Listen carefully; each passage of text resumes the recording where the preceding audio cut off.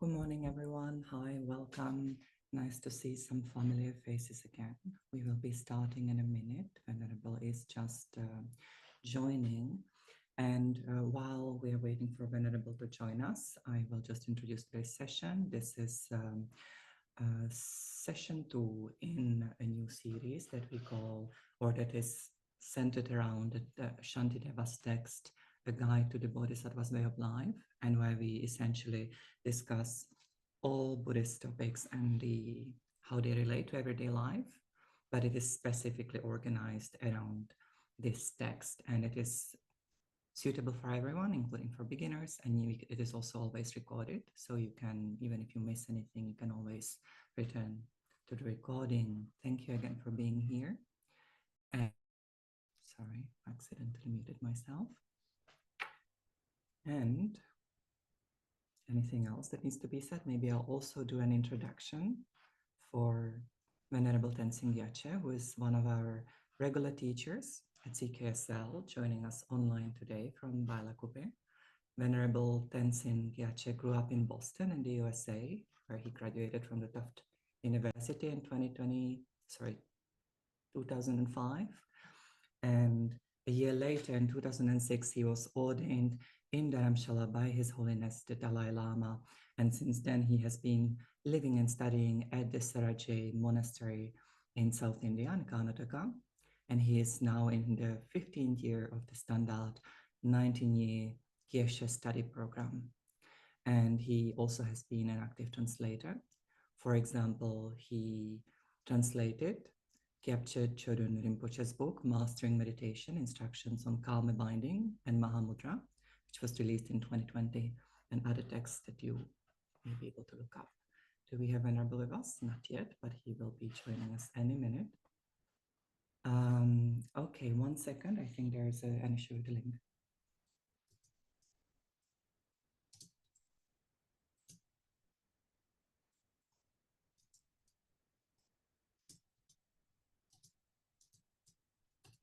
Okay, so we have a slide. Let me just get us all in the same.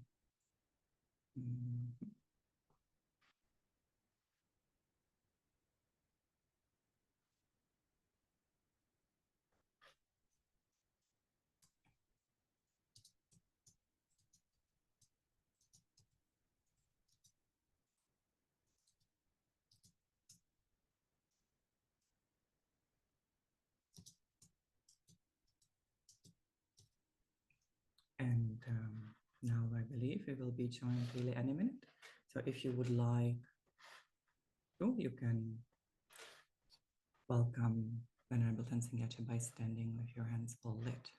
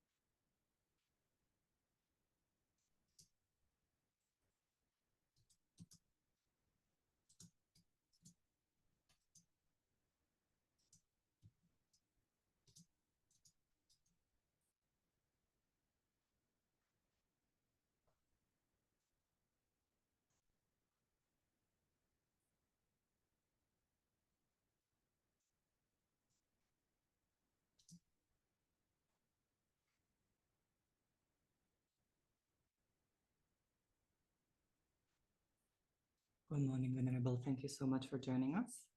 We have done our session introduction, and I introduced you to our session participants. So we are ready to go whenever you're ready. Thank you so much for being here.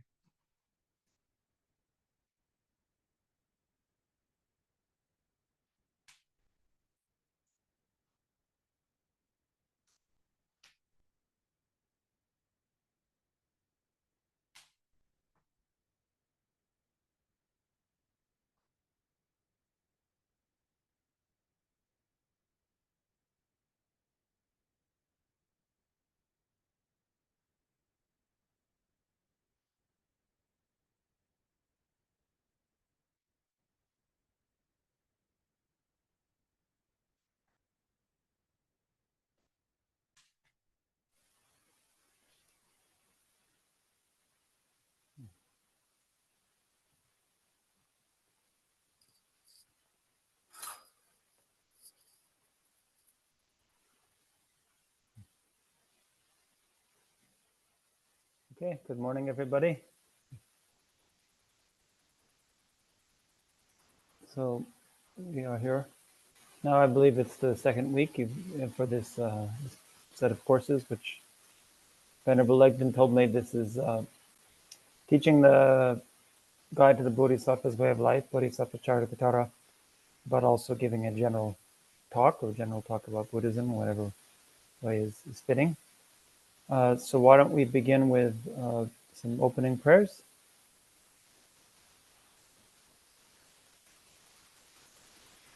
Would you like me to share the screen? Yes, if you have, why don't we share the screen? We can all do it together. 1 second.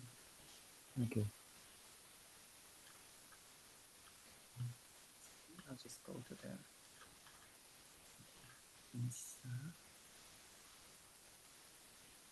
Okay, I think I may have opened the wrong file. Yeah, just 1 second. I need to Okay. open a different PDF. There's 2 different prayer books. That file is almost the same.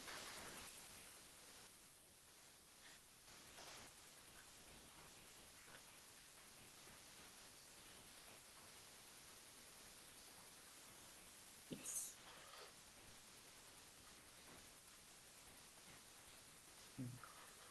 Okay, good. Okay. I go for refuge until I am enlightened, the Buddha, the Dharma, and the Supreme Assembly. My practice of giving and other perfections may become a Buddha to benefit all sentient beings. I go for refuge until I am enlightened, the Buddha, the Dharma, and the Supreme Assembly. My practice of giving and other perfections may become a Buddha to benefit all sentient beings. I go for refuge until I am enlightened, the Buddha, the Dharma, and the Supreme Assembly. By my practice of giving and other perfections, may I become a Buddha to benefit all sentient beings. May all sentient beings have happiness and the causes of happiness. May all sentient beings be free from suffering and the causes of suffering. May all sentient beings be inseparable from my happiness that is free from suffering. May all sentient beings abide in equanimity, free from attachment for friends and hatred for enemies. Reverently I prostrate with my body, speech, and mind. I present clouds of every type of offering, actual and imagined. I declare all my negative actions accumulated since beginningless time, and rejoice in the merit of all holy and ordinary beings. Please remain until the end of cyclic existence, and turn the wheel of Dharma for living beings. I dedicate my own merits and those of all others to the great enlightenment. This ground anointed with perfume, strewn with flowers, adorned with Mount Meru, the 4 continents, the sun and the moon. I imagine this as a Buddha field and offer it. May all living beings enjoy this pure land.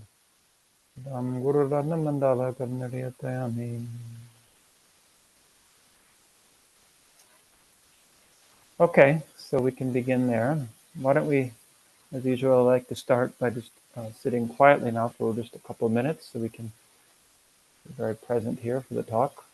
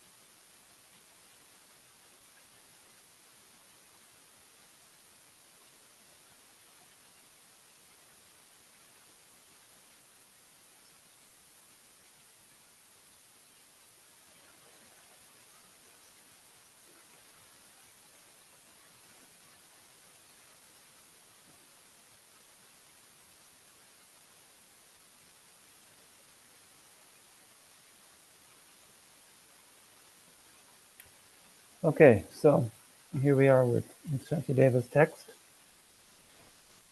I'm sure Venerable Legend gave a general introduction last week. As I often say, this is, I think, one of the greatest texts ever composed in any language. It deserves a place among the great works of world literature. But it's also very practical. It's not just a story. It's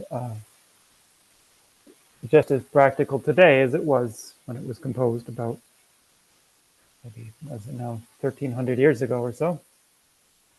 Because people are the same. We still have the same thought processes, the same patterns of behavior. And there's still the same kind of antidotes we can use to work with that.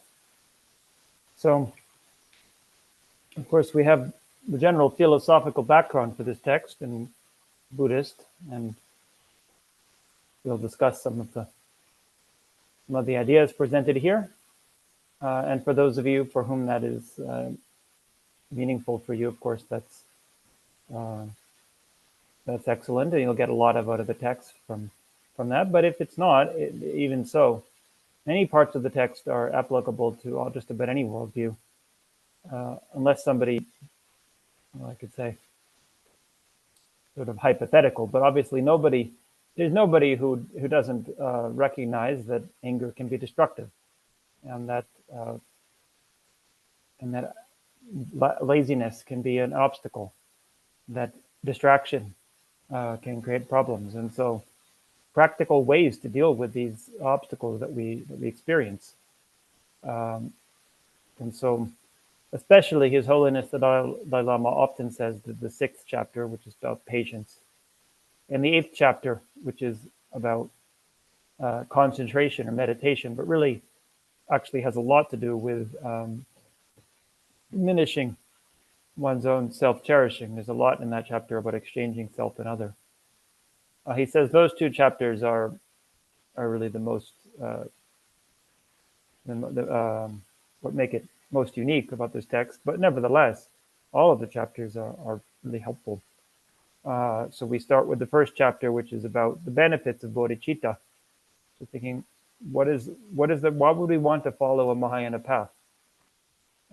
It's actually really useful to think about that, because there's still a question that can occur to a lot of us. Why we look at monks in Theravada countries, for example, and there can be a question, if we're really serious about Buddhist practice, about why don't we practice the way that they do.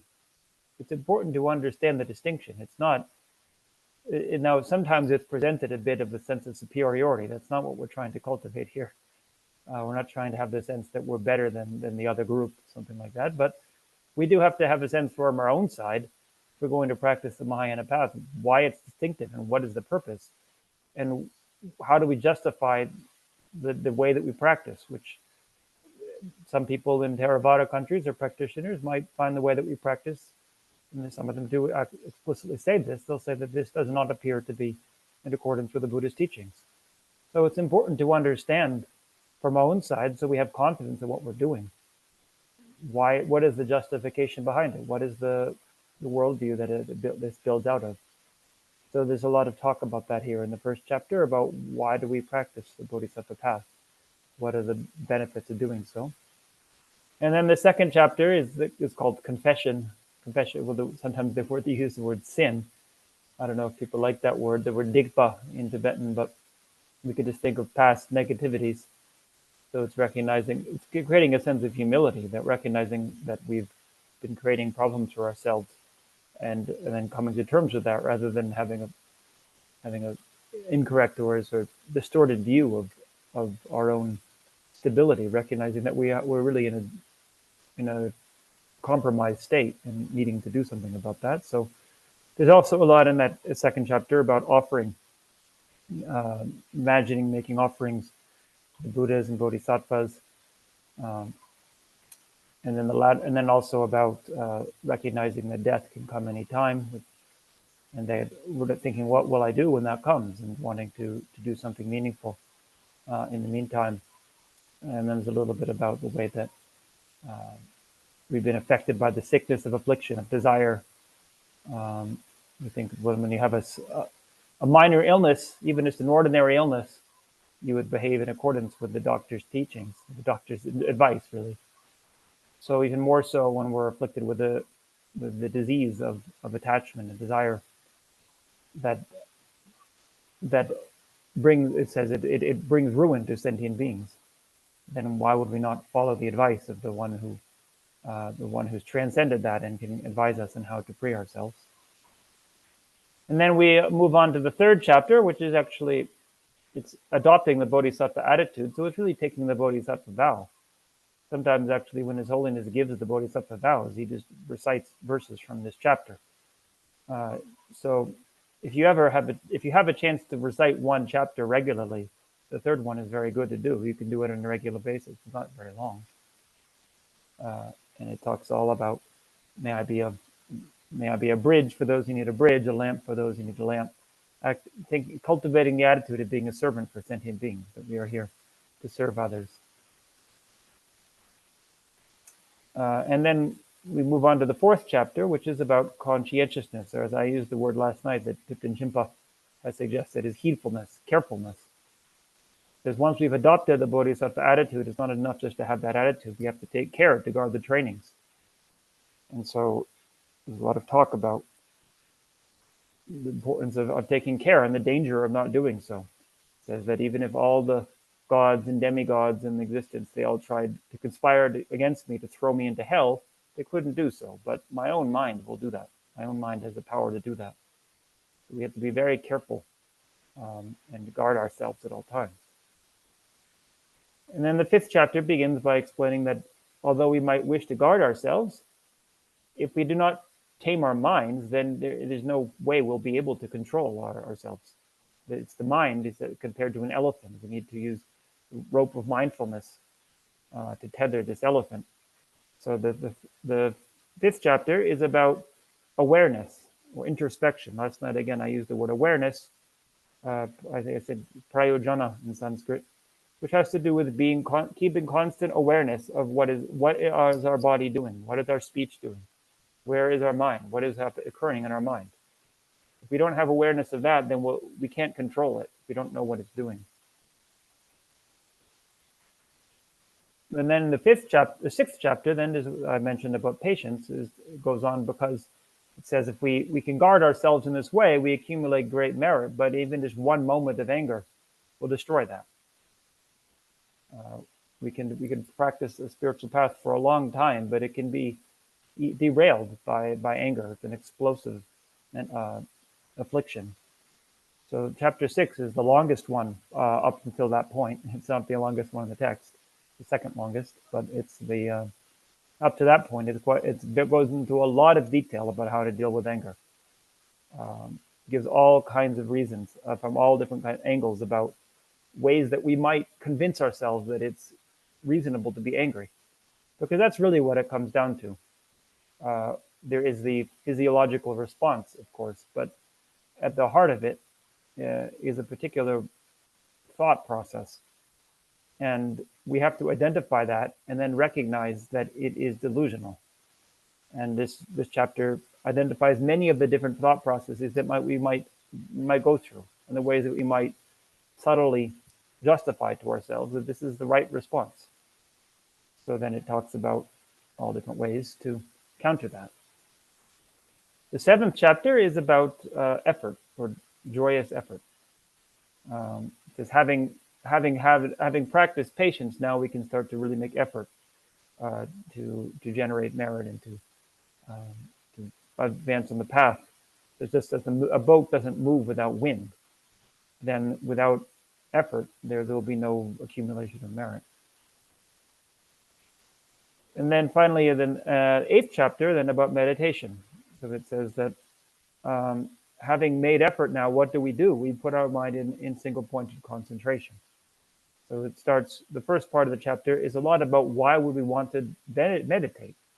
Just like the first chapter was about the benefit of the Bodhisattva path, the first part of the eighth chapter talks all about the disadvantages of following attachment, or just the dissatisfactoriness of seeking happiness. in ordinary pleasures, in ordinary worldly affairs, and the way that we ultimately will never find a good situation where we're happy and content, that the world will always go on with its normal ways. There's there's so many sentient beings, I can't please them all, essentially. There's always going to be somebody who is upset with the way that I'm behaving, and if we really want to generate inner peace, we have to work inwardly. So then it talks about the benefits or the qualities of living in solitude. We can take that many ways. If you take it the literal way, of course, it's to do long-term intensive meditation, but also in terms of generating contentment within ourselves and not relying on external how do we say, reinforcement for that. And then the latter part of the chapter is about meditating on exchanging self and others. And there's a lot about the danger of self-cherishing. And then finally, the last two verses, they'll say, now having done so, now we should put our minds in meditation. So there isn't actually all that much about how to meditate in a strict sense that is generally found in other texts. It's more about the attitude that we're cultivating that will allow us to meditate without obstacles, because although we might learn to meditate, learn the posture and learn the methods of meditation, visualization, if we don't have that attitude, then we won't be able to sustain that practice. You see that happen sometimes. People meditate, but then they lose resolve to do so. They start thinking it would be better to do something more practical with my time. So then the ninth chapter is about wisdom. It says all of the other branches are for the purpose of wisdom. The purpose of all our spiritual practice, it culminates in having deep wisdom. So this chapter is one of the most difficult. It's probably the only one that you couldn't just read and have a general understanding of what it's talking about, because it has a lot of deep philosophical points, and also points about there's quite a lot of the chapters about the four close placements of mindfulness. Some of you might know that, or establishments of mindfulness. It's sometimes called satipatthana, right? If you've done vipassana meditation, about mindfulness of body, mindfulness of feelings, mindfulness of the mind, and then mindfulness of external objects.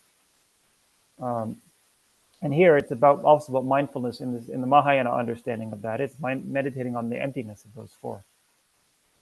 And then there's more about different arguments with different philosophical positions about emptiness. If you read Nagarjuna's work, you'll find that it's mainly repeating a lot of Nagarjuna's arguments, but putting them into more practical terms for meditation. And then finally, the 10th chapter is the dedication chapter, dedicating for all the different beings in various suffering states to be free. Probably we could say the summary verses, or the second verse, which is that may all beings everywhere plagued by sufferings of body and mind be quickly attain an ocean of happiness and joy by virtue of my merits. And then the third to last verse, which is that for as long as space exists, as long as sentient beings endure, may I too remain to dispel the miseries of the world, taking responsibility to liberate sentient beings. So that is a general summary of the text, and I expect Venerable Egden gave a background of Shantideva and his story last week. So maybe I won't go into that again here. Maybe we can just continue now with chapter 1. So I think Venerable Egden said he had reached verse 4 or 5. I have here Gyaltsab Je's commentary, which is the standard commentary in Geluk school that we use. It's actually translated into English if anybody wants to access it. Venerable Fedor, who was a monk at Sarah many years ago, he translated it. It's available on his website, Happy Monks Publications. You can download it for free. But I have the Tibetan here. So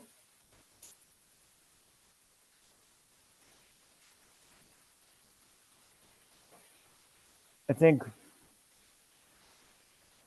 I think maybe we begin then with the verse in the flash of lightning in a dark night. I think Venerable Eglinton said verse 4 he had finished. So this verse 5 is going to be munat chinram na loki kichig ramanda patar ishin sangi tu igalan na titin sonam talga titin sonam lojo tangajung. So I hope someday to translate this text into verse. It's very nice in poetry. And so thus far, I'm not aware that anyone has done so. I did translate the 9th chapter in verse. If anyone would like, I could send that. But the rest of it would be very nice if it was translated into metered verse and could be recited in English, the way that we recite it in Tibetan, or that it was recited in Sanskrit. So just as a Jiro Senmo Munak Chinramna means, so Senmo is in the nighttime, and it's in the dark of night, among thick clouds. So just for a brief instant, then lightning flash illuminates. So it's in the same way, through the power of the Buddha, briefly in the world, then wisdom and merit arise. So this is the Buddhist understanding of the way that there are aeons and aeons of existence. They're being passed in and out of existence in various ways. And we've just been reading about this actually in our study of Abhidharma. And of course, the traditional Buddhist worldview is probably needs to be updated a bit. But nevertheless, it's not so far from the mark in terms of it posits the aeon being about 10 billion years or so, I think. So we think, what is the universe, 13 billion years or now? So we think existence has been here a long time. How long have sentient beings here been here? Well, in Buddhist worldview, it's been here since the beginning, but people might have different views on that. Nevertheless, sentient beings have been here for a long time. And for the most part, they've just been following their instincts, attachment and aversion. So occasionally, for brief periods of time, there is an illumination through the power of a great teacher. Now here, it actually is talking about blessing of the Buddha also. There's an understanding that spontaneously beings will have thoughts of virtue, have thoughts of renunciation. This comes through the blessing of a Buddha not a particular person, but we could think about Buddha nature. There's a natural inclination for that, something that is accessible to us, and it inspires us to move forward on the spiritual path. But the point of this is to think that this is very rare, this opportunity. The previous verse was talking about these are endowments that we have as human beings and how rare that is. So here it's just reminding us how rare this opportunity is. And when we have wisdom to follow this path, we have merit enough to be able to do so. Then we should make the effort quickly. Venerable, sorry to interrupt. It's Would you okay. like me to share the if you text like, in English yeah. on the screen? So people I might as well have, in case some people don't have it present with them. Yeah. Thank you. Yeah.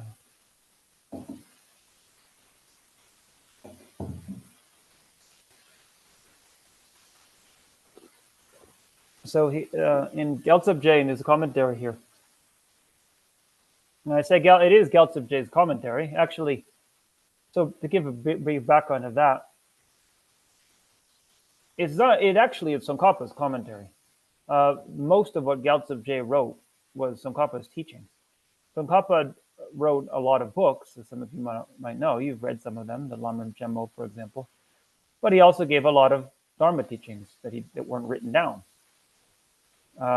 And his student Gyaltsab Je, who he met when Tsongkhapa was 40 years old. So from that point on, Gyaltsab Je said he would act as his shadow. So Gyaltsab Je requested many teachings from him over the years, and was a very good note taker, it seems, and then later put these into texts. So the writing is Gyaltsabje's, but it's all based on Tsongkhapa's teachings. But even so, to a large extent, what is being explained here is based on the traditional Indian commentaries. That's what Tsongkhapa tended to do. It was actually a bit revolutionary at the time because there was a tradition of Tibetan commentaries, and Tsongkhapa didn't base his teachings much on that. He went straight back to the Indian sources. But anyway, so when it's describing the allegories here, or the analogies of what do these metaphors mean, it's not Tsongkhapa's opinion. It's actually what it says in the commentary. There's a couple of major commentaries that were written in India that are understood to have been students of Shantideva who are elucidating his intention. So it's saying here that this thick darkness of the clouds, it's talking about the strong force of the negativity that we have to be born in miserable states. We're enveloped in that. But then it's saying through the condition of lightning, of the lightning flash, then for a brief moment, then there is illumination. So it's comparing that to the way that beings make effort at virtue. It's like a short period of time. There's like a flash of lightning. So to the power of the Buddha, the people think, I want to make effort in virtue. I want to generate merit. And they have, for a brief moment, they have this intelligence. Saying it does not, du gundu mijong means it does not come continuously. It's not something that's always there. So we should, when we have that opportunity, we should treasure it. We should not let it pass, to try to extend it as much as we can and expand on that. So that's actually the end of the introductory section, it says here. Because the Gyaltsabje, one of the signatures of his text, what he was really skilled at, is making outlines of these traditional Indian commentaries, so that we can think, how does this work? These verses just seem to come one after the other. Is there a way of understanding sort of subchapters, subheadings? So he says, now we go on to actually thinking about the benefits of bodhicitta. First was just an incitement to practice, thinking about the rarity of this opportunity. So this has 4 parts. Then thinking about explaining the benefits of bodhicitta, and then identifying what is bodhicitta, and then the reason that those benefits accrue, and then praising the person who is a bodhisattva, has generated bodhicitta. Once we've described how wonderful this mind is, we praise that somebody who is able to generate that. So then, within this first part, talking about the benefits, it says that the first benefit is it overcomes all negativity and actualizes all virtue. The second benefit is that one who practices bodhicitta gains a particular title. There's a meaning of that title. And then an example for that. So then the way that it overcomes all negativity and actualizes all virtue, that again has 3 parts.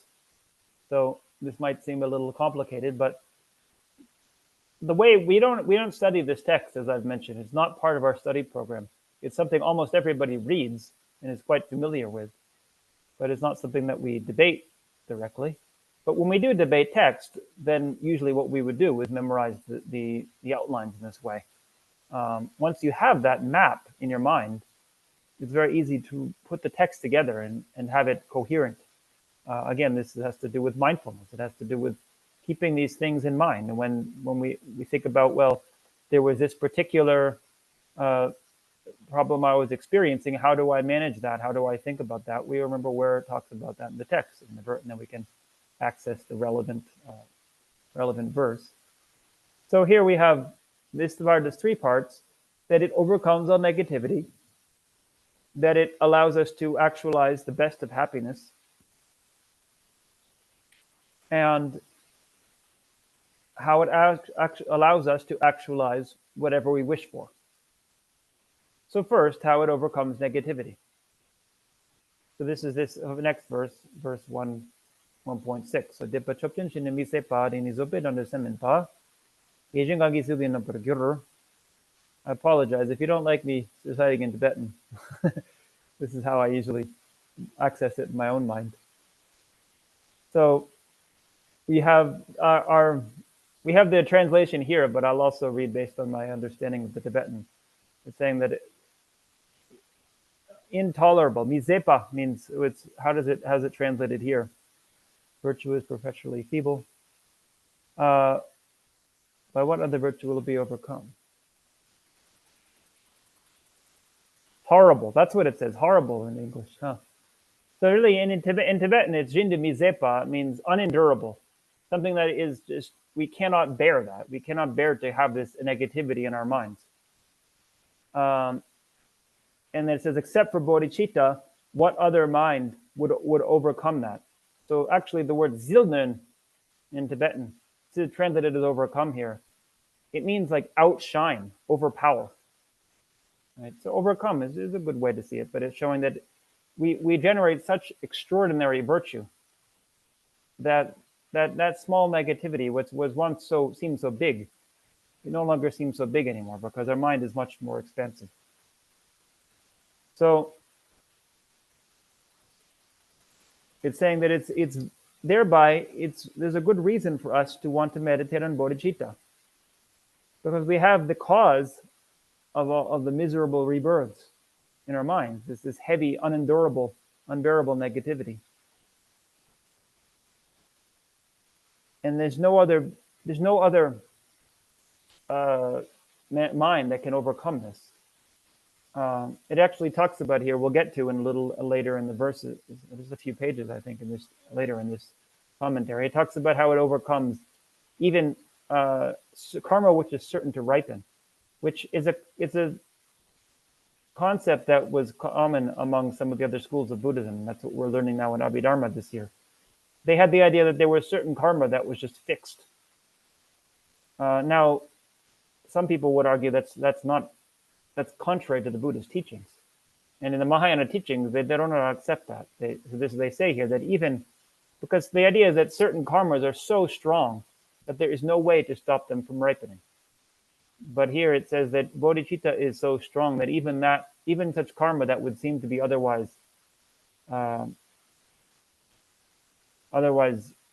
intractable can be overcome by the force of this mind. We never have to feel that we're a hopeless cause, that we've done something so bad that there's no way to overcome it. It's always possible when we have this mind. It's able to abandon even the seeds of our obscurations, of our afflictions. So then it goes on, it actualizes the best of happiness. That is the next verse, verse 7. So those great sages who have considered this for a long time, it's saying for many aeons, they see this as beneficial. So it allows countless beings to attain this great happiness. So it's again saying, like in last verse, it starts with saying, well, this is another reason why it's suitable for us, or good for us, to meditate on bodhicitta. Because for many countless aeons, these great sages have seen this to be the best method for sentient beings to achieve their aims.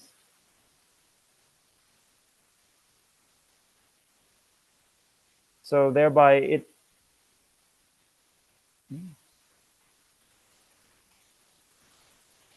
it's saying here that it allows beings to achieve all the greatest happiness they want without having to go through all kinds of unnecessary hardships. So it's actually using the example of, for example, tearing out your hair. Right? The idea is there were many different religious groups in ancient India, all kinds of ideas about how to purify one's karma. Nowadays, we still have that. There's all kinds of crazy things, thinking that this is going to purify my karma. Not just in India. In India, they have the idea of karma, and other countries, they might not have that idea, but they have all kinds of ideas about how to achieve happiness. What kind of things can we do? Different spiritual groups that cultivate different kinds of, say, if you do such and such austere practice. For example, a couple of years ago, I read an article about a spiritual, I guess, maybe a little bit of a pseudo-spiritual teacher in America who was encouraging people to join him in this doing a fasting retreat in a sweat lodge. And then inevitably, of course, one of the people died, and he was on trial.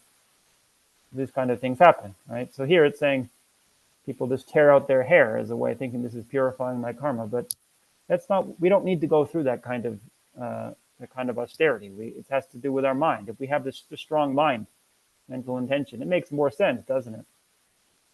Dharmakirti argued a lot about that, saying, well, why does it make any sense that pouring butter on a fire or whatever other reason that we have is going to purify the karma? It's not the countermeasure. It's a mental state we're trying to counter. We have to put two and two together, look at reasoning about how is this going to have this effect. So what we're trying to overcome is a negative mind, so we cultivate a positive mind. That's the antidote to that.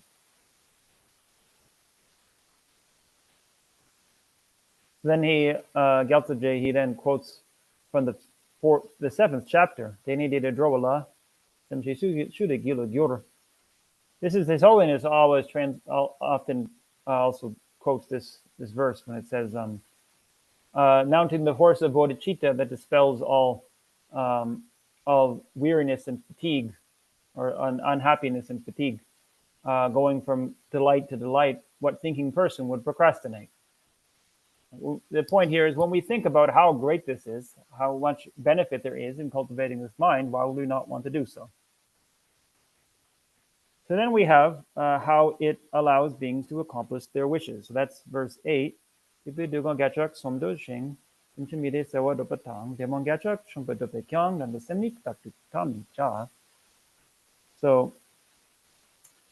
it's saying those who wish to destroy multitudes of suffering, you see here in the translation, and dispel the unhappiness of beings. How do we do so? Some very sincere people want to do so. This is something I often talk about in terms of why do we follow a Buddhist path? Why do we become monastics if we become monastics? Or just why do we spend our time cultivating spiritual path rather than doing something more practical? Many people have ideas about how to manage human suffering. And so I just have this, for personal spiritual practice, we have kind of various austerities that people go through. But some people have a more broad intention and think about how do we actualize the happiness of the world. We look at all the problems in the world that we perceive and what do we do about it? So then we come up with various political ideologies or various economic solutions. Some of them are more effective than others. Some of them do have positive effects for sure. But the teaching here is that the best effect is to be enlightened, is to transform our minds. No matter how much we transform the external world, if sentient beings' minds don't change, then it's going to be very hard to really make lasting change. And within that, we have to start with changing our own minds. Otherwise, it's very hard to transform somebody else's mind. So we can see that various utopian political ideologies are put into place, then it works only as well as how much people in that society are willing to comply with that and willing to put that into practice. You can make all kinds of laws, but if people continue to act in selfish ways and continue to act out of short-sighted goals, then the same cycle will perpetuate itself. So here it's saying that those who wish to destroy the multitudes of suffering of existence, this is the way. They should not forsake the mind of enlightenment. This is ultimately how we're going to do it. In the meantime, we might have other temporary methods, and we shouldn't. In the meantime, we shouldn't apply those when we have the chance, when we have the opportunity. But our ultimate goal is something much more expansive.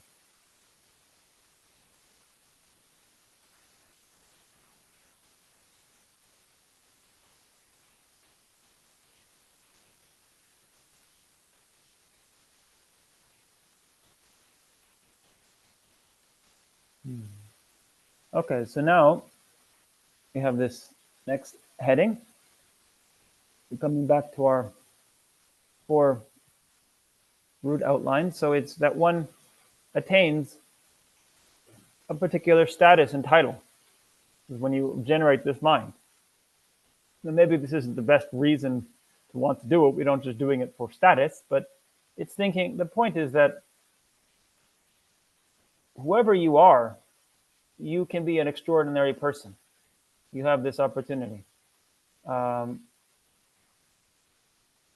a nice verse from Kuno Lama. Some of you might know the teacher of His Holiness, actually, from Ladakh. And his verse is vast as the oceans, vast as the heavens, deep as the sea, I think is the way it's translated in English. There's verses in praise of bodhicitta, and he says, if you possess the wealth of bodhicitta, it doesn't matter if you are attractive or not, it doesn't matter if you're wealthy or not, it doesn't matter if you have no other virtue. And that is what makes you an extraordinary person, is that mind, that intention, rather than judging from what the world judges as status and power. So, Nandasemke Girna Kechiki Kor Sona Dampenyam Taknam, Technam Gisecha Dosha Shing, Kisim Hami Chepe Chak Gyur. So, if you generate the mind of bodhicitta, then just an instant, a being who is bound in I would say nyamtak. It's like somebody who's in a very miserable state. Is like we say, somebody who, they have very bad circumstances, but they are bound in the fetters of existence, the prison of existence. In just an instant, they will be called the child of the Tathagatas, right, of the Buddhas, and they will be worthy of homage in the world of gods and humans. Oh, Sugatas, yeah. Deja, okay. Sugata, similar idea. Tathagatas, Sugatas, means the same thing. So it's saying when you generate the aspirational and the engaging minds of bodhicitta, which will be described a little bit below, then at that very moment, then you achieve this special title, this name, that you're called the Bodhisattva. That's what it means. Child of the Siddhagatas, Gyalze, in Tibetan, Jina Putra. That means that you are a child of the Buddhas in a special way, that you are you aspire to become enlightened yourself. So they give the example in the traditional texts, right? You have somebody who's following the bodhisattva path versus somebody who is following the hero path, striving for self-liberation. So you may have just generated a bodhicitta today. That other person may have been following the hero path for many lifetimes. But they say it's the example is the prince and the chief minister under the king. The chief minister is very wise and has has cultivated a great this sort of it has gained that status not by birth but by appointment, meaning that he or she has put great effort over a long period of time. The prince was just born today, it's just a baby, but the prince has a higher status because the prince will be the king in the future. So likewise, somebody who just generates this mind today, they have a special status within the Buddhist framework here. Again, it's not about generating pride. The point is that we think the wonder of doing this, how extraordinary this is. And it's important because if we're really seriously following the Mahayana path, we do have to know this distinction. Otherwise, because it's not always obvious when somebody is a beginner on this path, it might seem, well, somebody else has been meditating for so many years, they seem much more advanced, maybe it'd be better to practice like that, somebody who's practicing for self-liberation. We have to look at the long-term result. There's a nice story I heard from my country. I'm sure many of you know Benjamin Franklin, the forefathers of America. It said that in maybe, 1760s or so, when they first had the hot air balloon, I think he was in Paris. He was there for the first flight of this hot air balloon and he was watching it. And somebody else in the audience mentioned to him, "What's so great about that? What's the use of that? It's useless. Just putting a balloon in the air. Who cares?" So Benjamin Franklin said, "Well, what's the use of a newborn baby?" Right? So he had quite a long view of things. Right? It was maybe 150 years before it really had any real great practical use. In the 19th century, the people did fly around in hot air balloons a bit, but until they were able to make airplanes and other modern flying machines, but that was the seed of that. So we have to think very long term. When we first generate this mind, it might not seem like a big deal, but it will transform the world in the long run.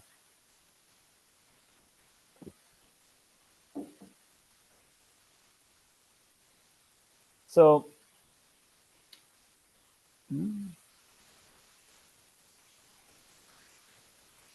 okay, so then it goes on. Then examples to understand the wonder of this, how great this is. Actually, I said it before, example, but here we see many examples. It says there's 6 examples here. So the example of the superior among the inferior. And then the example of difficult to find and highly valuable. And then the example that its result does not exhaust, but only increases. And then the example of how it has the power to free us from fear. The example of how, without much difficulty, it allows us to overcome negativity.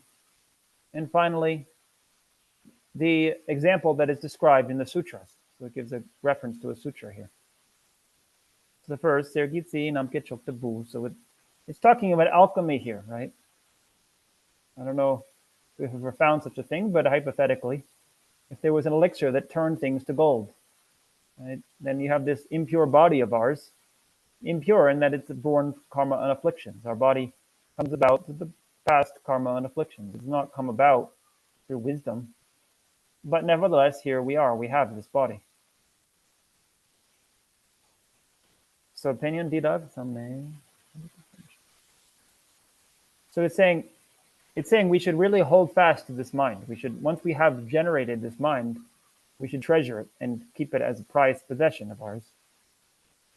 Because in the way that you can turn an iron bar into gold with this great elixir,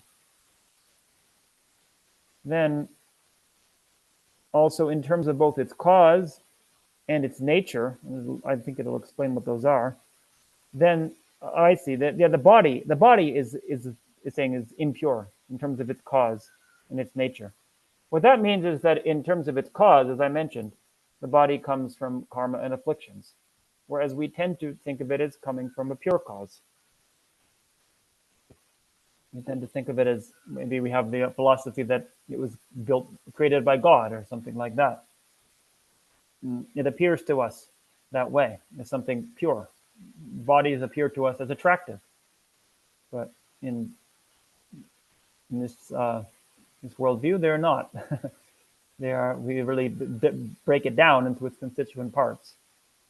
And then ngol, so that that means the essence of the way, the actual nature of the body, which can also be understood that it appears to us as the cause of happiness.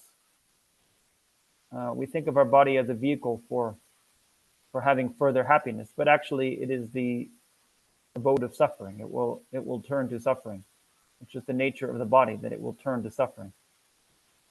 It is programmed to experience suffering and is only going toward that.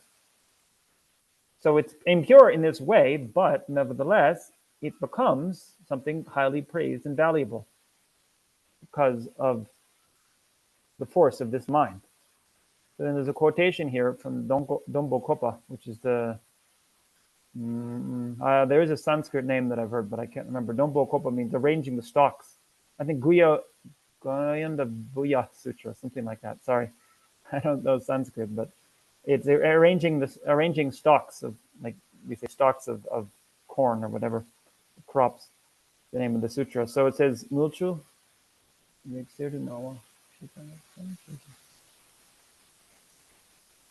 He's saying that this example comes from the sutra. It doesn't say that much different. It's just talking about how mercury. Again, there was the traditional view that mercury was a very highly praised substance, and it would.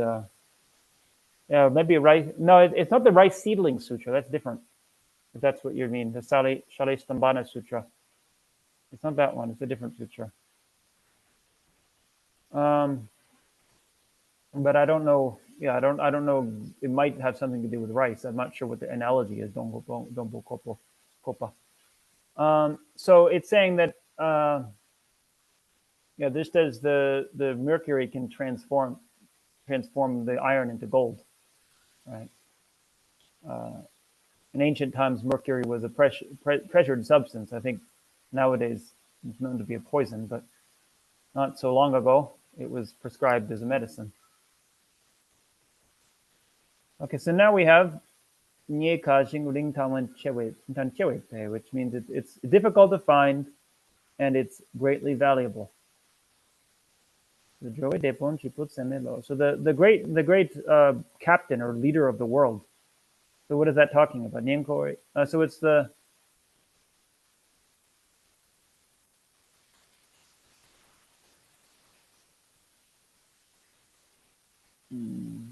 Depon. Of course, it's talking about the Buddha when it talks about this captain. The word captain in Tibetan. What is it? How does it have it here? Helmsman. Yeah, that's good. Person who drives a ship is the idea, right? So the one who drives sentient beings. It's saying that when it takes beings away from the calamities of samsara, the ruin of samsara, those who wish to do that, who wish to free beings from that, when all beings wishing to be free from the abode of migration.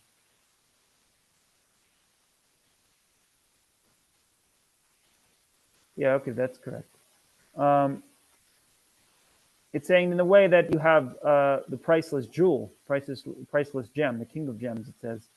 And likewise, when you generate this mind of bodhicitta, and it does not, you should not allow it to decline. You should not allow it to degenerate, but keep it firmly. Why? Because this, the helmsman, the great master, it's saying, like in a way, it's giving the example of the helmsman of a merchant ship. That he guides that merchant ship with all the great jewels. Likewise, the peerless helmsman of sentient beings, who is the Buddha, with this immeasurable mind. The Buddha has the immeasurable mind, and then the immeasurable wisdom. He sees that this is the supreme method that will free beings from all of their poverty, all of their deprivation. So having analyzed that, then we should thereby hold fast to this mind. Right. So Here, it's considering trusting in the Buddha. Right? So this chapter, to a great extent, is the faith chapter. Right? It has a lot to do with faith in these teachings. It's under, as we know from study, that these are not things that we'd necessarily take on faith. At the beginning, to generate enthusiasm, we talk about this way. But we also, when we study the Buddhist teachings, we can understand the reasons behind this. The reason the Buddha said that this mind is so extraordinary. But here it's saying that having the Buddha, upon investigation, saw its preciousness, and thereby we too can firmly seize upon this, but by holding this faithfully, make sure that this stays stable in our minds. So next, that was the second example. Now the third example is the other way, that it does not, its result does not exhaust. Right? So it's saying Gewa Gekun, Gewa Shenkun Chushing Shindu. So the Chushing is a plantain tree, right? The idea of, actually, I've never seen a plantain tree. I know a banana tree. I think it's similar. It's just hollow almost. It's not really hollow, but there's no core. You just peel off one layer after another, and it's all gone. And it also, the other thing about a banana tree or a plantain tree, I think the reason the example is given here is that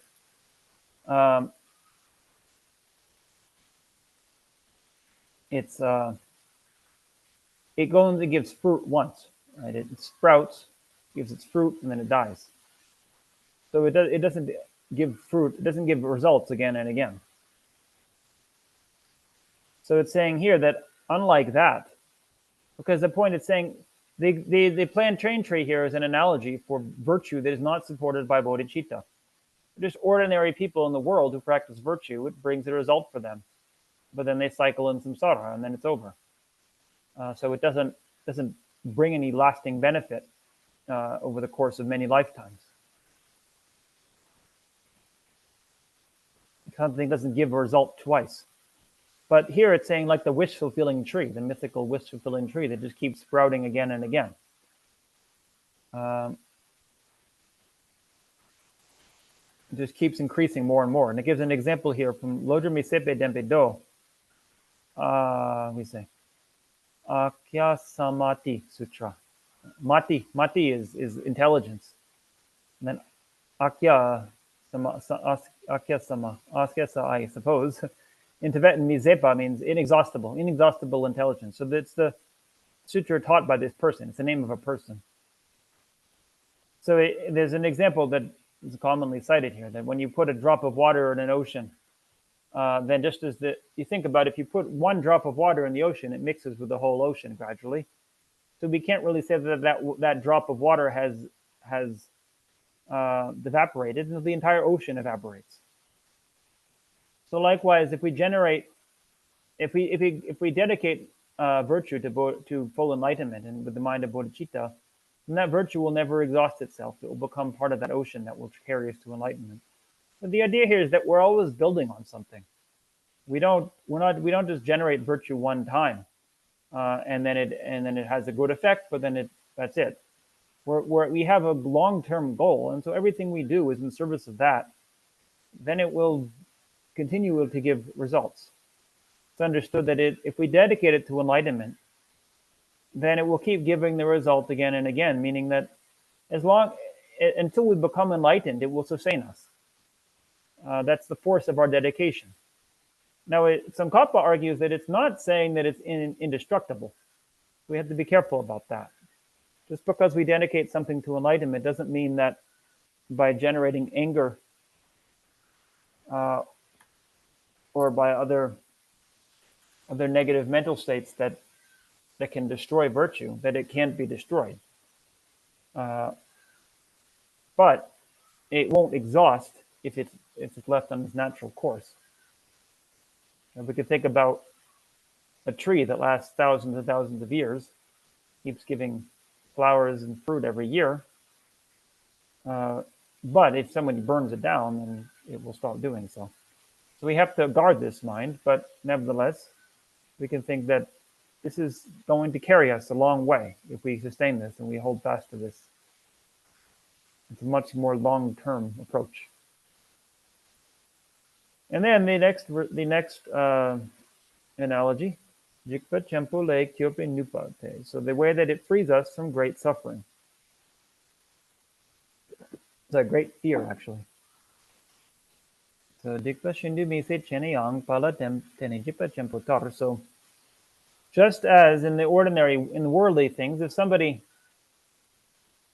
if they do a horrendous negative action, they will rely upon a strong person, right? We think if somebody, it says hero here, if we think about it today, that people seek political asylum. When they know that they're in trouble, if they don't want to be arrested and put in jail, then their only recourse is to seek the defense of somebody who's very powerful in the world. So it says, using that example to say, when we have all these imprints of negativity from the past, what can we do to avoid the unwanted result of being born in unfortunate migrations? We depend upon this mind, which can free us in the same way. The power of that.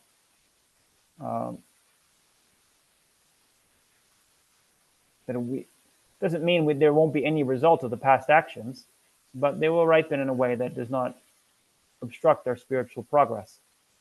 When we have this mind, like somebody who has reformed themselves, it's clear that although those negative actions of theirs were in the past, they've changed, and that will be the case if they generate this mind.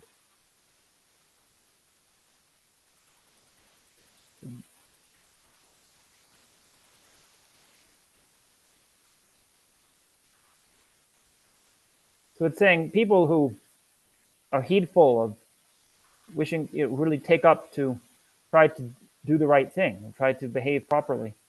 It's saying that the people without such a mindset would be wise to adopt this mind, because if you've done heavy negative actions, and it gives examples, harming the three jewels, for example, you destroy statues of the Buddha, or if you're burning Dharma texts, attacking monastics, things like that. These are examples of the three jewels. Or if you perform the 5 actions of immediate retribution, right? Killing your father and mother, killing an arhat. They're considered the heavy negative actions. If you've done something, even if you've done something that negative, then it's like somebody who relies upon a very strong person. Saying in just a moment, it can free us from that.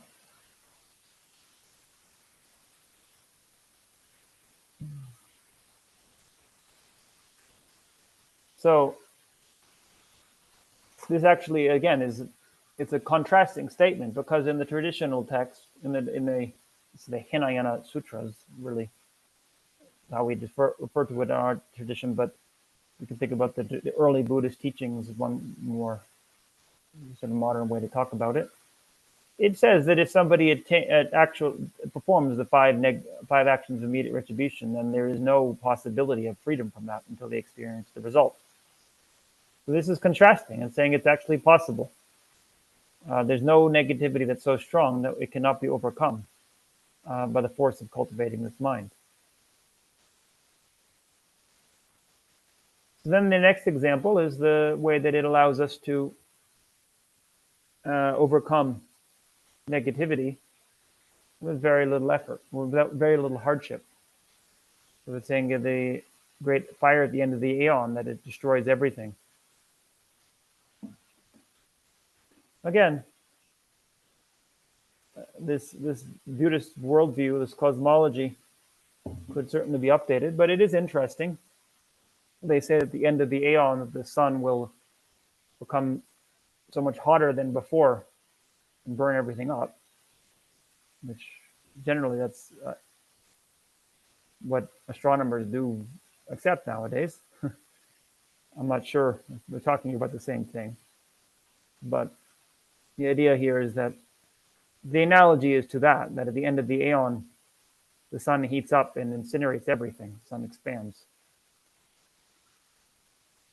So in the same way, when we generate this expansive mind, we might have this very heavy karma to be born in hell. Saying it likewise, in just a moment, it can incinerate that karma. So then it gives this. I mentioned we would come to this. It says, if it's able to overcome even karma which is certain to be experienced, then no need to speak of that which is not certain to be experienced.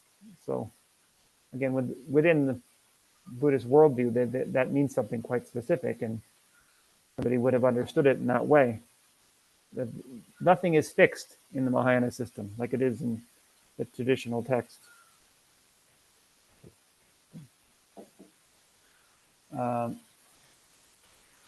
Yes, we might have a karma that has a very strong potential to ripen a certain way, but it's not certain that it will.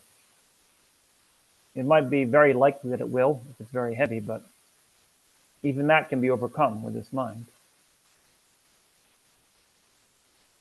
So it's saying if we apply the 4 opponent powers,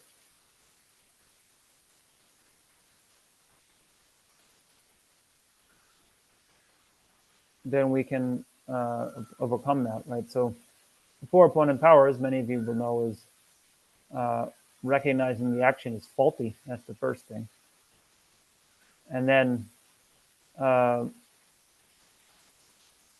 relying upon a refuge. So recognizing that we have some kind of support for that, for overcoming our negativity. And then applying an antidote, a remedy to that. So that would be bodhicitta in this case. We meditate on bodhicitta. And then finally, resolve not to do the action again in the future. So it's saying, if we do that, then karma, which is certain to be purified, can be certain to be experienced, can be purified. So it's saying, what does it mean that it's certain to be experienced? And he says, in this context, it means if you do not meditate on the antidote, then it will certainly be experienced.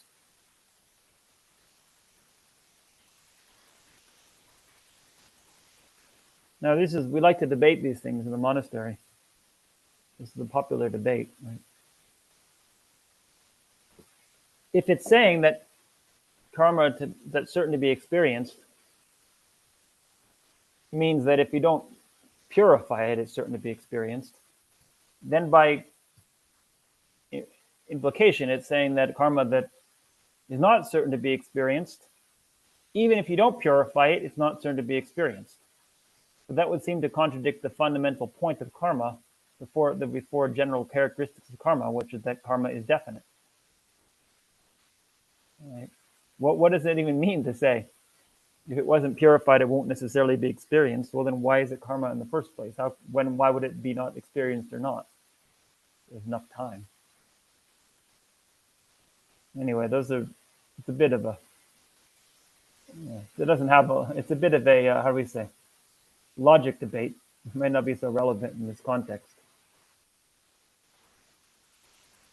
But it has to, one way that it is useful to think about it is that we're trying to overcome here is fatalism, which is one of the dangers of karma, of accepting karma, is to think that therefore it's just the way things are and we can't change it.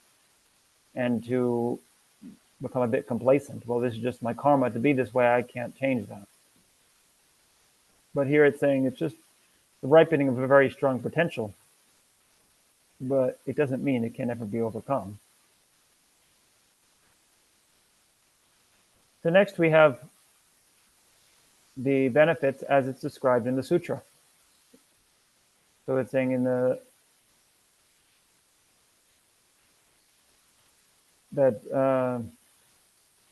it's saying the protector Maitreya, he described this to Norzong.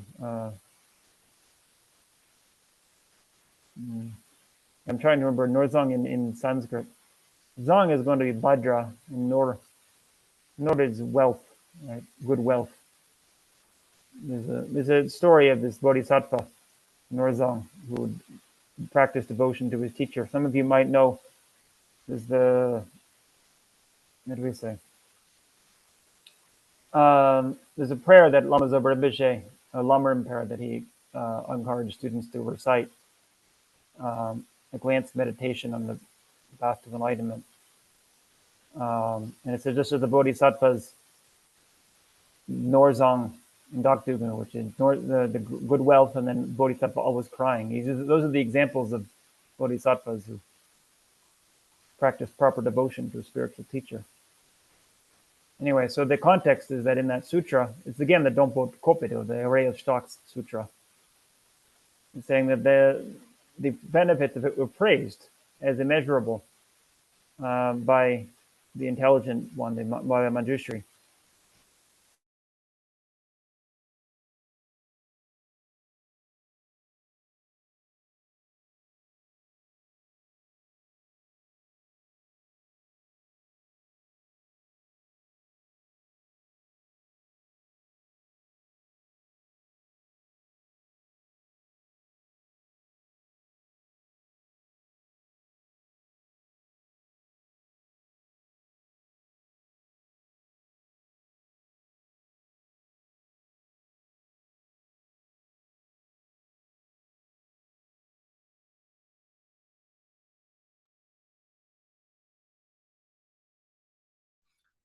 Is it just me or have we lost Venerable?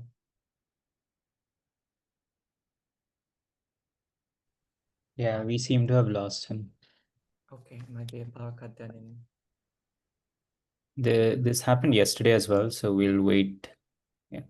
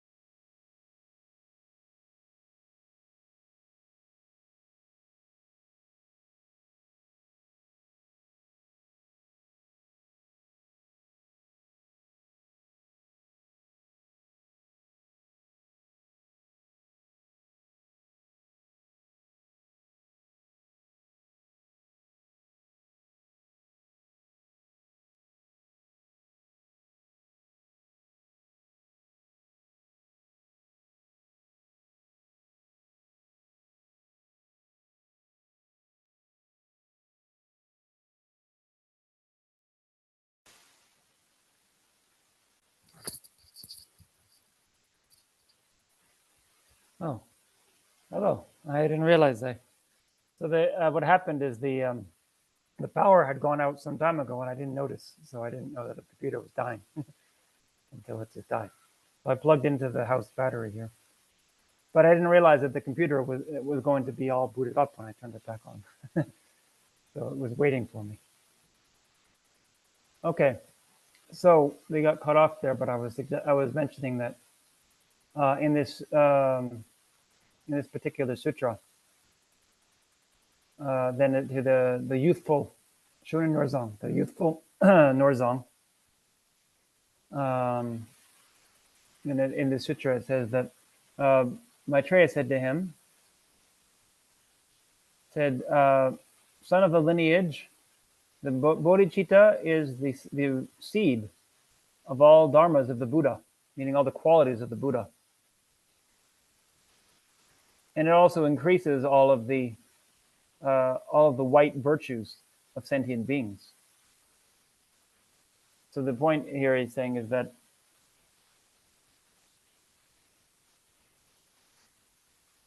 once you've completely generated this mind. It's like an excellent vase. It's saying.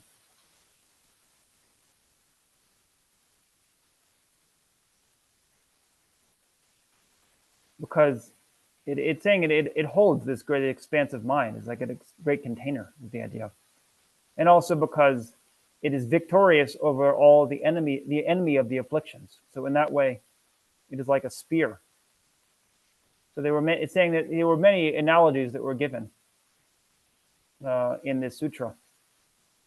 And that he's just referencing that, right? That it's oh yeah, we have here on the screen. I didn't even notice. Sudana, that's the name, Norzang.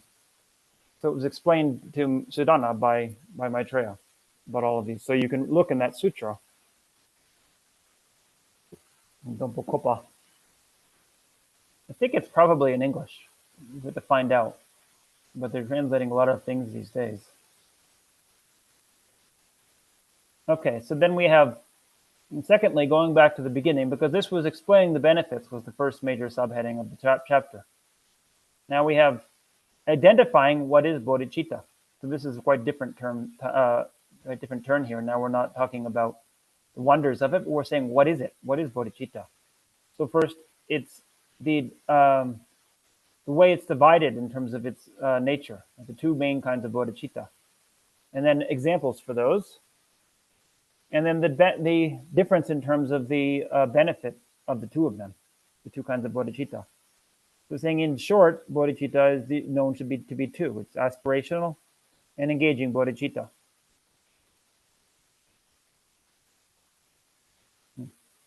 So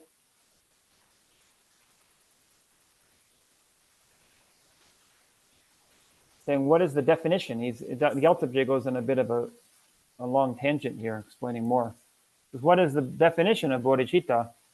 It's wishing, it's the aspiration that aims at complete enlightenment for the sake of sentient beings, and the concomitant main mind that is accompanying that. So that's a long definition. We spend a long time talking about this in the monastery and in debate. So what do all these details mean? So first of all, it's for the benefit of others, but it's important to understand that does not mean bodhicitta itself is not thinking about other people or other sentient beings. It's motivated by that. That is the causal motivation. The actual thought of bodhicitta is the wish to achieve enlightenment. It's simply that one mind doesn't do two things at once.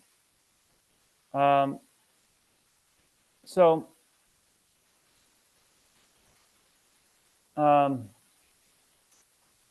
example that's often given, if we try to think about what would that be like, how can we have two minds? It says if a mother is concerned about her sick child and she goes to buy medicine, the purpose of buying the medicine is to benefit the child. But when she's at the store buying the medicine, she has to focus upon buying the medicine. It's the necessary step in that. So likewise, when we are trying to benefit sentient beings, we have to focus on achieving enlightenment, because that's the medicine that we can achieve to benefit them. But the causal motivation has to be for the purpose of others. Because in another text, Shantideva, some of you might know, he wrote two texts. This Bodhisattva Charyavatara and then the Tiksa Samuchaya, the compendium of training, which is really just wrote it, but it's a compendium of sutras. It's collecting various sutra sources to support these various teachings on bodhicitta. So in there's a collection of teachings about different causes for bodhicitta, and it talks about what are causes that it's not real bodhicitta. So, for example, if somebody wants to become enlightened because they see the Buddha and they think, I'd like to be like that, looks great, without understanding the meaning of it, that it has to do with benefit sentient beings, and that's not bodhicitta. It's the wish for enlightenment, but it's not bodhicitta. A subtler one, which is interesting, is it says if somebody looks at the state of the world and that the world is in such a difficult state, and I want to either sustain the Buddha's teachings in this world, or simply I want to be a benefit practically this really difficult world situation, and then thinks to generate bodhicitta. That's not really bodhicitta. It's much better than the previous one, but bodhicitta has to have a much more long-term view. It's not just about this life in this world. We can be inspired by the current situation in the world and want to do something about it, but we have to think it's not just about that. We want to be benefiting sentient beings for as long as existence lasts, in whatever state we find ourselves in.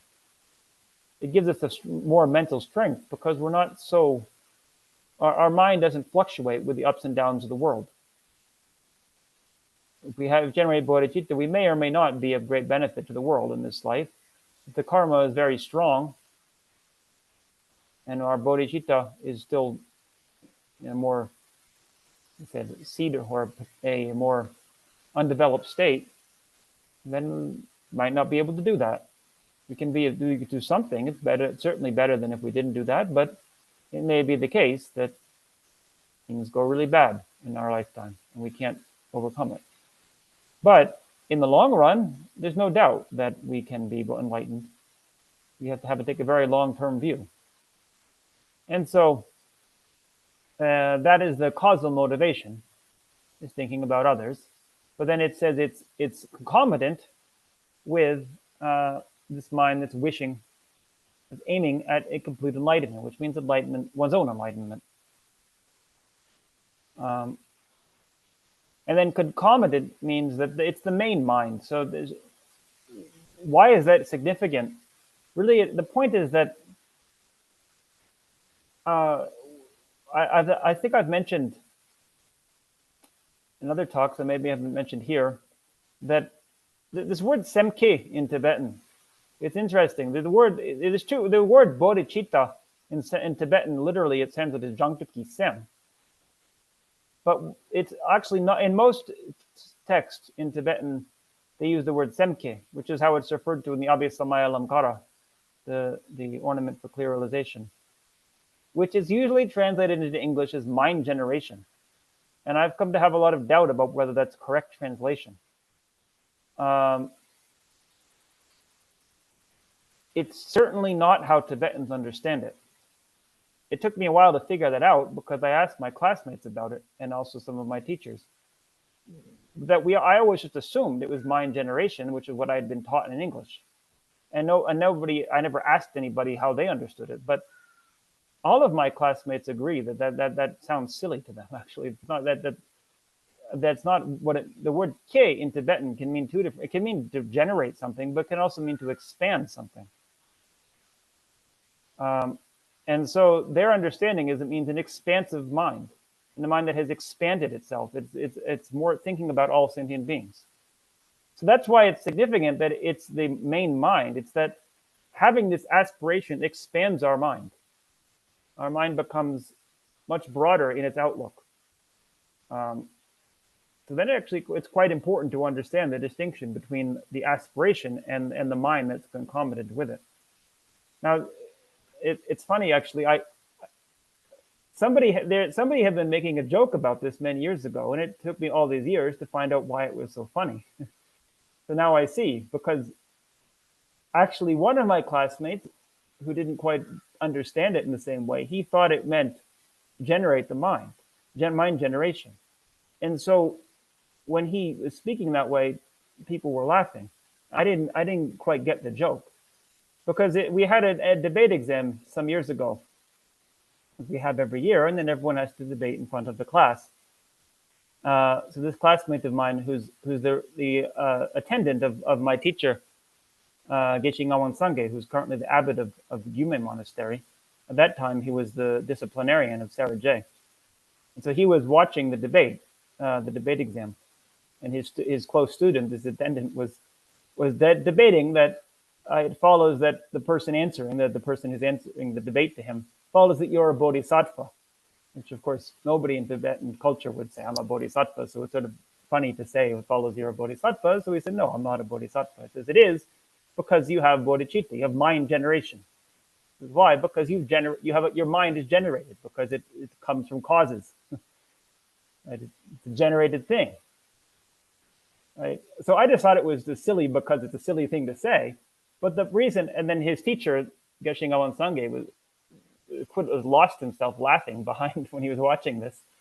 Because the point is, he didn't get the point. He didn't understand that the word "k" here, it isn't talking about generate. It's talking about expand, at least as the teacher understood it.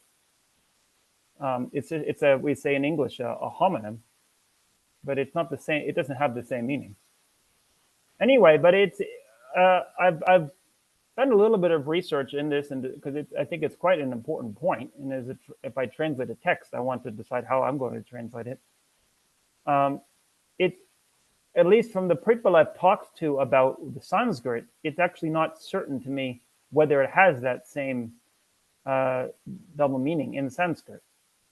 I think it's chitta utpata. That's how they told me. Chitta is mind, and then utpata.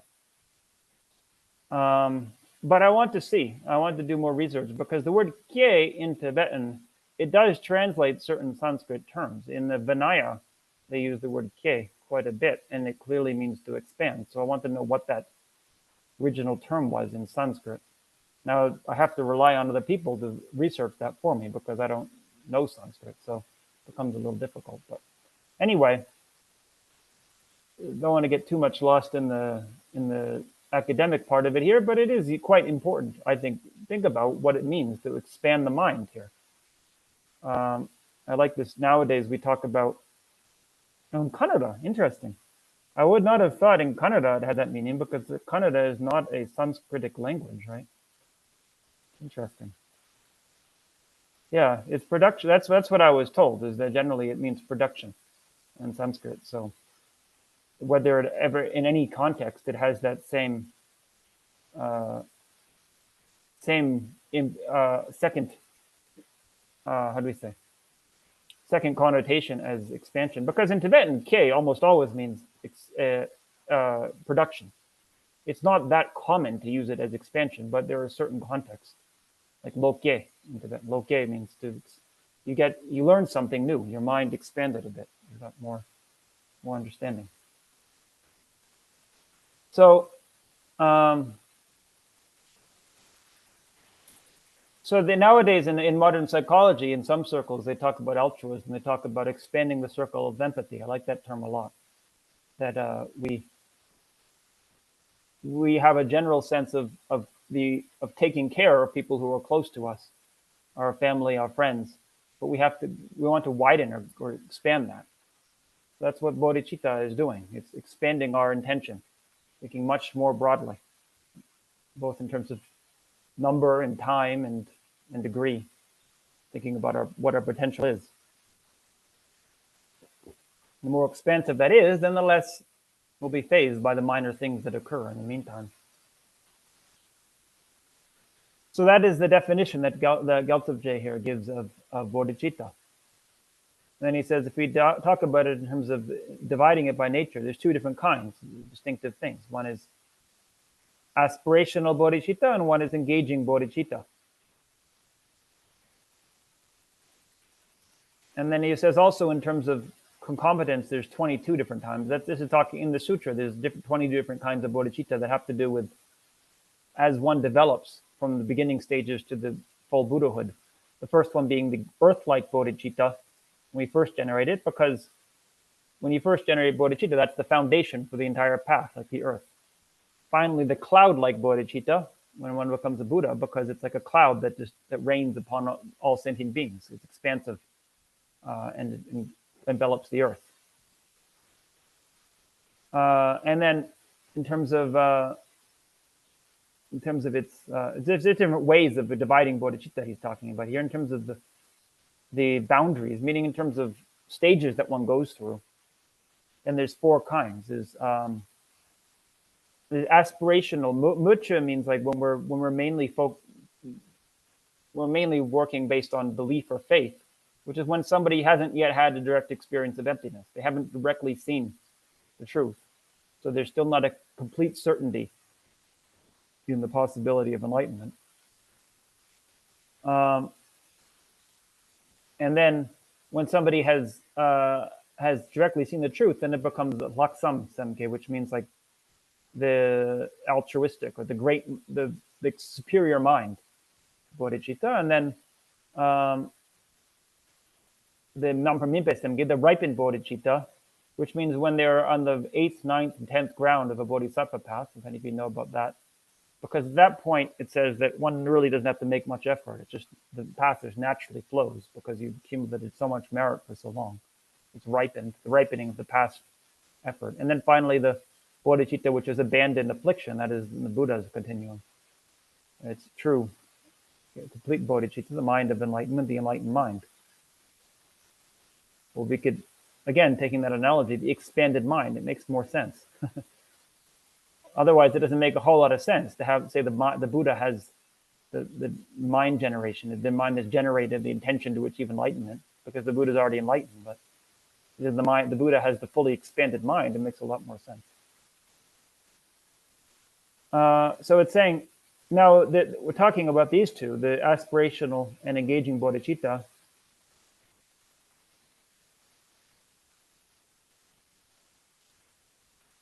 So aspirational bodhicitta is when we first generate this aspiration. We want to be enlightened, aspire to be enlightened. That's the basis. That has to come first. But then we have engaging bodhicittas, and we actually want to engage in the practices to do so. So really, we need that second one to be able to become enlightened. But it's saying somebody can have both at different times. When somebody is a bodhisattva, then when they're sleeping, when they're meditating on emptiness and so forth, they're not actively thinking about becoming enlightened, then it's aspiration. It's an aspiration that's in a dormant state in their mind. But when they're functioning day to day, it's usually going to be engaged bodhicitta because almost everything they're doing is engaging in some kind of practice to achieve that goal. That's really what it says when somebody has, how do we say? Uncontrived bodhicitta just naturally arises in the mind, then everything they do all the time, that's on their mind. They're always thinking about how to become enlightened, having that intention. And then they might do there are all kinds of practical steps to get there, but they always keep that goal in mind.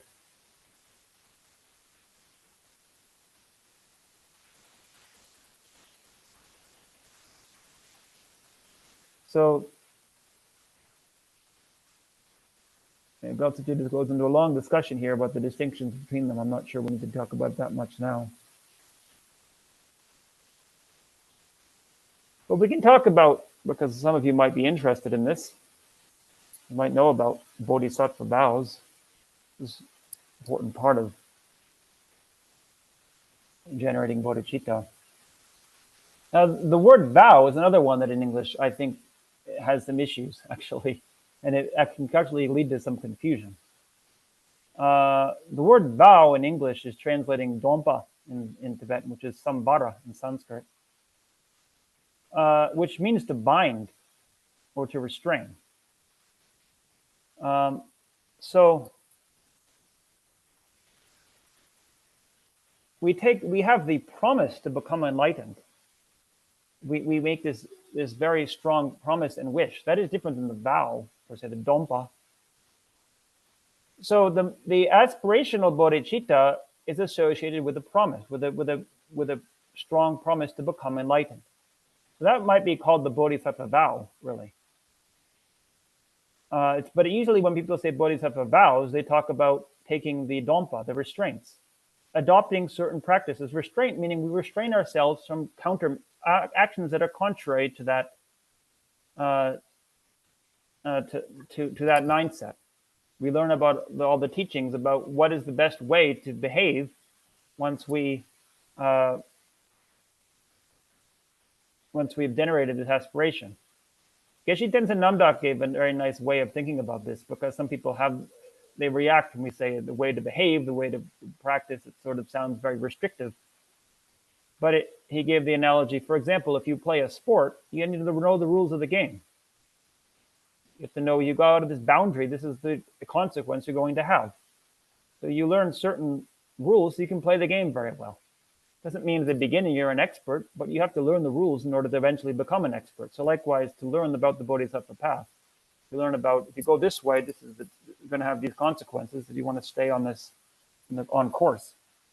But anyway, so the dompa that we take, the sambara, with the restraints, this is when we take engaging bodhicitta. So if you take what usually you say, take the bodhisattva vows, that is engaging bodhicitta. There's no such thing as the vows of aspirational bodhicitta in terms of the word dompa.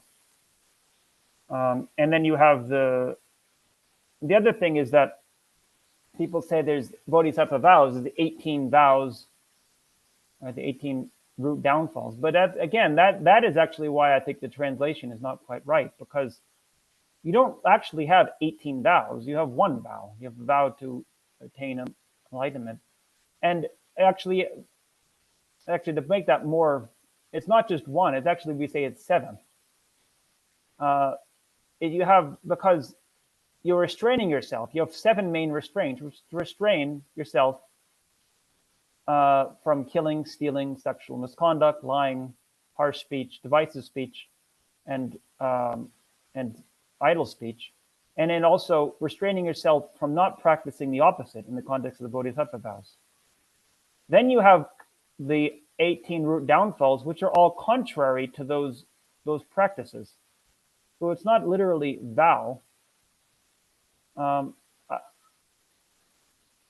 It's in terms of how do we think about what we have here when we take bodhisattva restraints. That it's like having a rope. It's restraining us from going in the wrong direction, and then we can understand what are those wrong directions. What are the things that are contrary to this aspiration that we've had.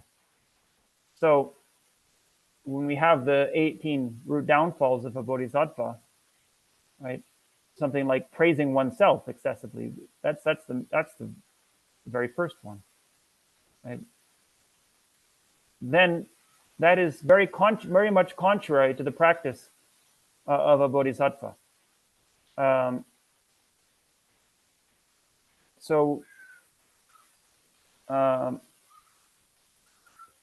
So we're actually trying to the fundamental practice. What we're trying to do is to consider others' welfare more important than ourselves.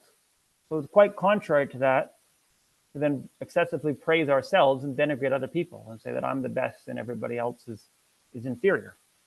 So that is very much a contrary action. So anyway, would the 6 paramitas come under engaging bodhicitta? Yes, that's right. That's actually a good point. I think actually maybe a better way to put it would be that we have the 6 paramitas that can be understood as the dompa in some sense. So we're pledging to practice generosity. We're pledging to practice ethical discipline. We're pledging to practice patience and so forth.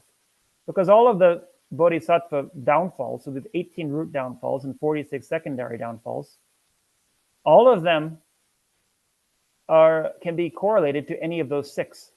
Especially the secondary ones are in ordered that way. You have the first 8, which are contrary to the practice of generosity, then some number, I forget exactly how many, but contrary to ethical discipline, then some number that are contrary to patience. So there, again, like anything, it seems like a lot of rules, but I think of it as, it's a lot of advice. It's past people who have tried to practice this way. It's explaining I noticed this really didn't work. This was contrary to this. So learning about the experiences of past people. It's very much that way with monastic vows or monastic downfalls, really. It's of course even more. We have gelongs, fully adorned monks. We have 253. And really it's more than that, because that's just the things we're supposed to not do. But then we have the things that we're supposed to do. And if we don't do them, then there's also a downfall. But all of it comes from stories. The Buddha never made a penalty or a downfall just out of the blue. It came from somebody doing something, and the Buddha saying that is contrary to the monastic way of life.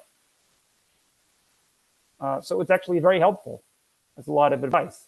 If we don't get overwhelmed by the number, the Buddha gave very specific advice in different situations. So we can infer, even though oftentimes the situations now are so unique that it can't be directly correlated to something that happened in the past. it's close enough that we can infer what would the Buddha likely have said, what would be the good advice in this situation. And gradually, once we understand the mindset, we can use our own wisdom, because we can see that we know more about the Buddha's own mind from the advice he gave in different contexts. So here, when we're trying to follow a Bodhisattva path, there's all kinds of advice of saying that praising yourself and denigrating others, this is absolutely contrary to the Bodhisattva attitude. This is the most fundamental. And then go likewise as we go through those different downfalls. That when we understand what kind of mindset are we trying to cultivate here. It's also important, just so you know, I'm not giving any commentary on the Bodhisattva vows here, because I also don't know if anybody, or how many of you have taken them. But just because I mentioned it, it's good to know, because we have to know. It's also very good to know in detail what they're talking about, so we don't misinterpret it and think it's something when it's not. So when you talk about praising oneself and denigrating others, it has to be done out of a wish for gain. If it's done out of anger, it's actually a secondary fault. There's a secondary fault also that's the exact same thing. But if it's done out of anger, whereas here it's done out of a wish to gain at the expense of others. We say I'm better and we should treat me this way, and other people are inferior because I want higher status and gain status, gain wealth, whatever kind of thing we're trying to gain. So it's very good. We can to read these in great detail, not feel overwhelmed by the number, but just understand much more detail about the Bodhisattva path, about what kind of mind are we trying to cultivate, what kind of actions are we trying to cultivate.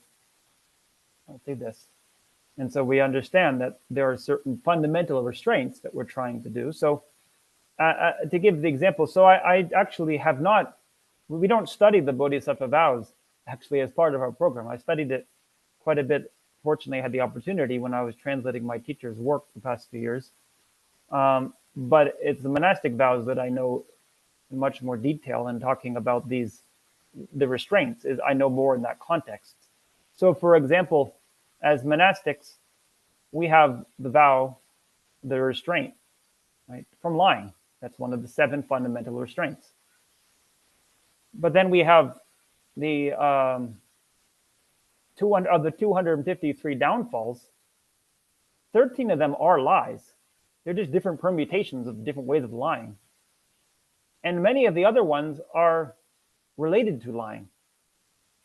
So they're not lies, but they're things that if done, they will lead to lying.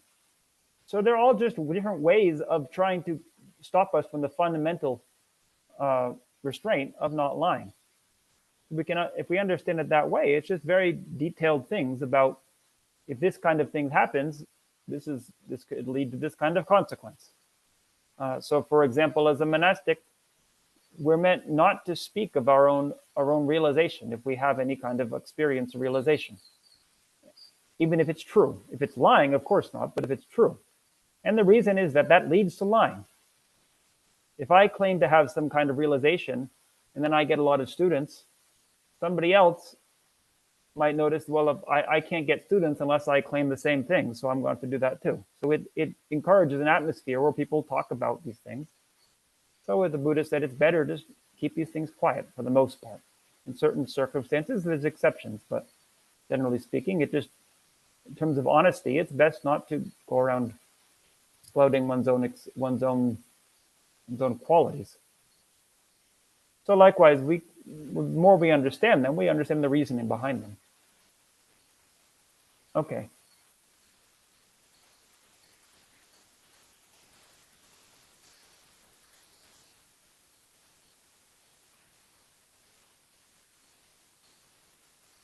So then Gyaltsab goes into this long argument here about showing that the Buddha has bodhicitta, or this expansive mind. That's a big point of debate also. I don't need to talk too much about it.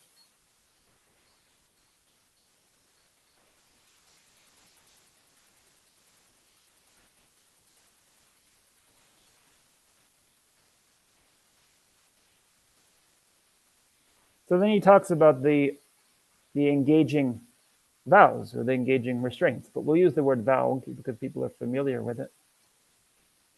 So again, he's just talking about how does this relate to the engaging mind? And he says it's not the same thing. Engaging vows is not the same as the engaging mind.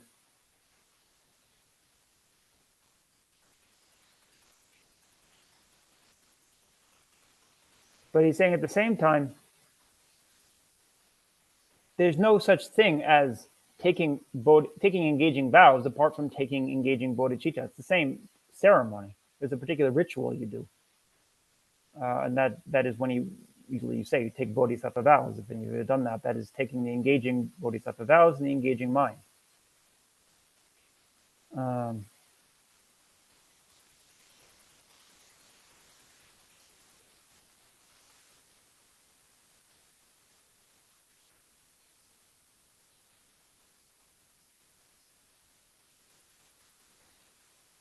And then he's talking about ultimate bodhicitta. And some people might have heard that term. He's pointing out that's not, when we say bodhicitta, we're talking about conventional bodhicitta. Ultimate bodhicitta is not really bodhicitta. Although again, it's dundam semke, so ultimate expanded mind. The point, what that means is that when somebody who has bodhicitta, has this aspiration of bodhicitta, has a direct experience of emptiness, that is ultimate bodhicitta. He's saying in order to generate the aspirational mind of bodhicitta, it does not require some kind of ritual. You don't have to. So even just saying I vow to attain enlightenment for all sentient beings, that would be a kind of ritual. It's a mind state it's when you have that in mind.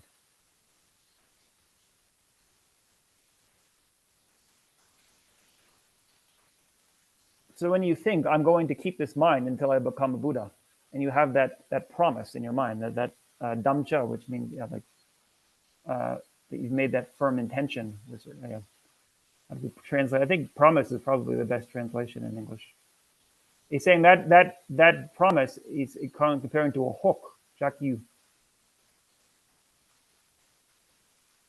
It's actually, he's saying it's conjoined with the two hooks. So he's saying Atisha, the great master Atisha, says that the ritual is a way of supporting it with a hook. It's like it makes it more stable because you make this promise.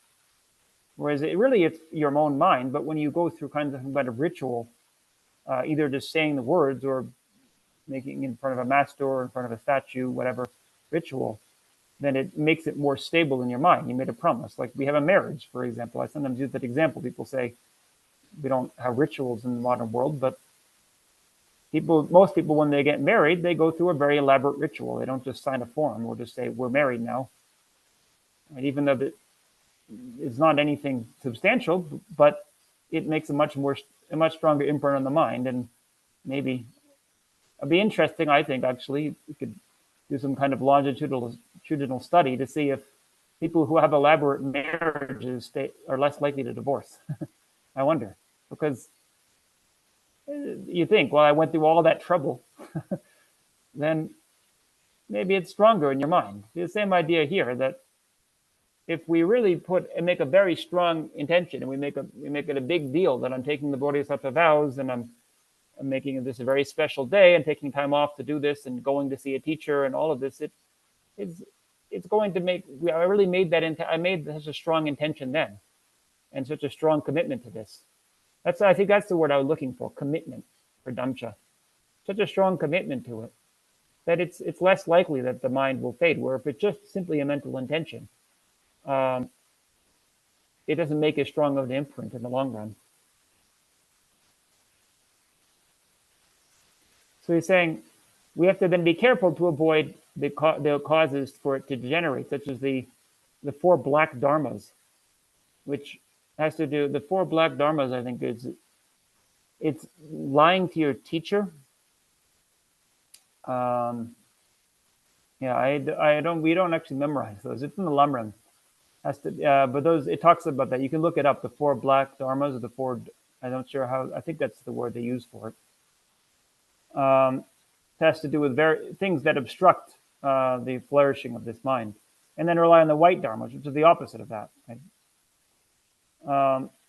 So then those are the causes that in the future life you'll be separated from it. It's saying if you take this mind, but of course, in the future life, you have to continue practicing this, and that's requiring a lot of conditions to be present. Even if you're a bodhisattva, it says the difference between a bodhisattva vow and a monastic vow is that monastic vows are gone when you die. You're not a monk when you're born again, but you still have the bodhisattva vow. This is a vow until enlightenment. But if you're born in a place where nobody teaches you about it, it won't just spontaneously come into your mind unless it's very well cultivated. It will still have an effect. It said if a bodhisattva has these kind of obstacles, they're born in a place where there's no teachings and they don't understand about the bodhisattva path, they'll still have certain very positive qualities and they'll be beneficial to those around them. And their life will be very meaningful, but they won't actively be cultivating the bodhisattva path. So that's the cause for that to happen, these 4 black dharmas.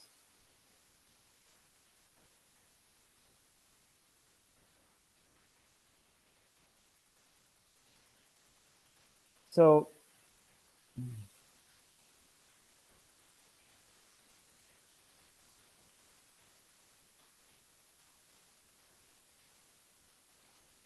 it's saying if you have the aspiration, then it's good to take this ritual, to go through this ritual. And he's saying the way to do that, if you don't already haven't already taken the bodhisattva vow in a ritual, the way to do that, it's explained by Tsongkhapa in Lamrim Chenmo, he's saying. There's also, especially in Tsongkhapa's text, Jangdrup Shunglam, that's the main one we usually use, the highway to enlightenment. That has a lot of it. That's the main text about the bodhisattva vows itself as a separate text. And then if you haven't taken the vows of engaging bodhicitta, oh yeah, he says, then you can learn it. So he's saying the aspirational bodhicitta is explained very detailed in the Lamrim. And then the engaging bodhicitta is explained very much in the Jangdrup Shunglam, which he describes here as the Jangze Sultram Leu Nampashe, because it's Jangdrup Sultram, Jangza's Bodhisattva Bhumi by Asanga. And there's a chapter in there called the chapter on ethics. And so that is the Bodhisattva ethics. And the commentary to that chapter, the Tsongkhapa's text, the Jangdrup Shunglam, is you can know it from there, but Tsongkhapa says, fearing too great wordiness, I will not describe it here. Now, that text he's talking about, Jangdrup Shunglam, that it was translated into English by Mark Tatz in 1986. Asanga's chapter on ethics and Tsongkhapa's commentary. It's quite hard to get, and honestly, I found it a bit hard to read. It's not just the translation itself. I just found the English quite hard to access. Now, the reason I mentioned that, I mentioned I was doing research for my teacher's book on the 6-session Guru Yoga. And so I added a separate section in there about the Bodhisattva vows and then about the Tantric vows.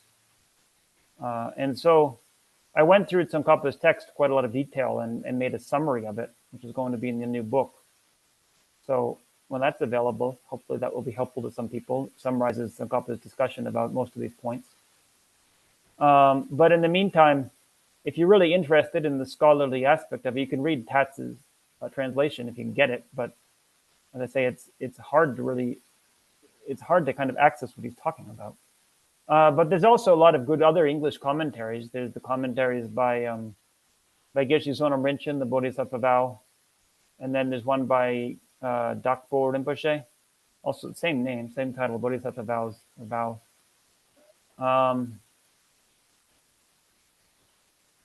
Those are the main ones that I can think of. Anyway, why don't we have some time now for question and answer? It's already past 12. We can maybe end the screen share so I can see everybody clearly. Thank you. Yes, go ahead. Venerable, can you go over the verse 1.17 in Alice's PDF once more, please? It's, Okay, 1.17. Yeah, I can look it up in my book. You don't need to, I can see it right here. 1.17. the last one that we... Yeah. Well, yeah, that bodhicitta is twofold, aspiring and engaging bodhicitta, right? That was, No, I the think that's the one that last one. says, Oh, okay. although great... 1.17. Yeah, Which says, one? Okay, read it for me. although great fruits... Yeah, here it is. Oh, interesting. Arise in cyclic resistance. Yeah, I don't think I did. I don't think I reached that yet. I think I only went through verse 15. Oh. So I talked about the two kinds of enlightenment. Mind of enlightenment for aspirational and engaging.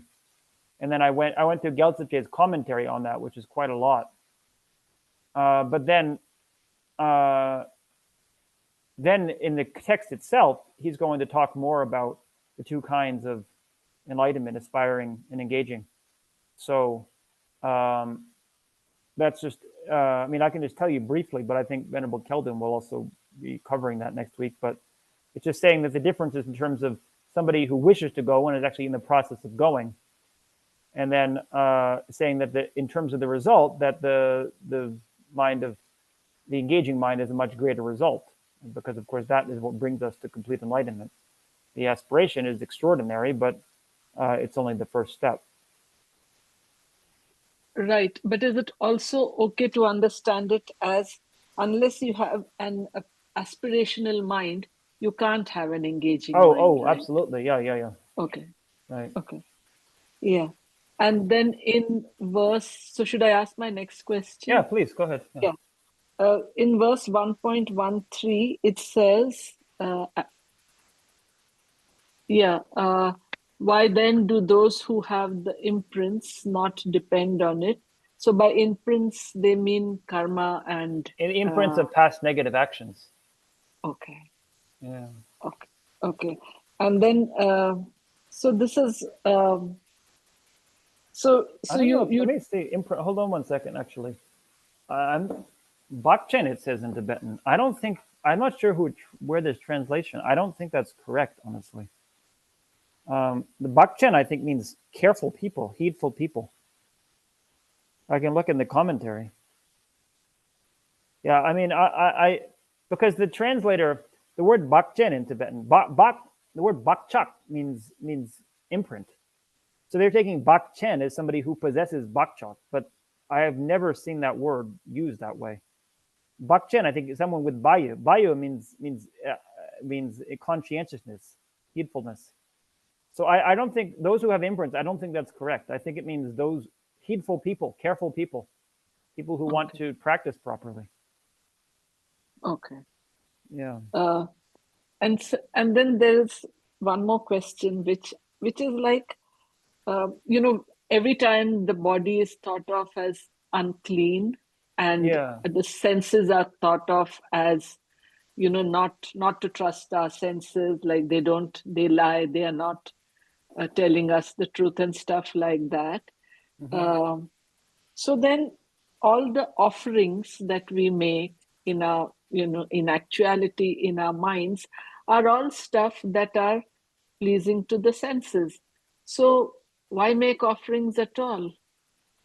I don't know. Does it sound cracked up to ask you? Oh, that's a good point. That's an interesting point. A couple of things. There's the sutra and then the tantra understanding of that, right? Mm-hmm. So in the sutra understanding, yes, we're trying to be free of attachment to sense pleasures and to chasing after sense objects. So by making offerings of the pleasing things in the world, then for one thing, it helps to free us from attachment to that. We're offering it rather than taking it for ourselves. But also, it's just simply to accumulate merit, right? That, for example, the students of the Buddha, they were taught to try to be austere, not be attached to comforts, but they went out of their way to make sure the Buddha was comfortable. And actually, it would have been seen as quite improper if the students just put the Buddha in a very uncomfortable accommodation because they're trying to practice his teaching by forcing that on the teacher. From the Buddhist side, of course, he didn't need that, but it's for the students to accumulate merit by making those offerings. Now, in terms of the tantric understanding, it's a little deeper. It's understanding that, especially with action tantra, the lowest of the tantras, it's understanding that when the mind is enticed by sense pleasures in any context, the problem is not so much the pleasure in and of itself.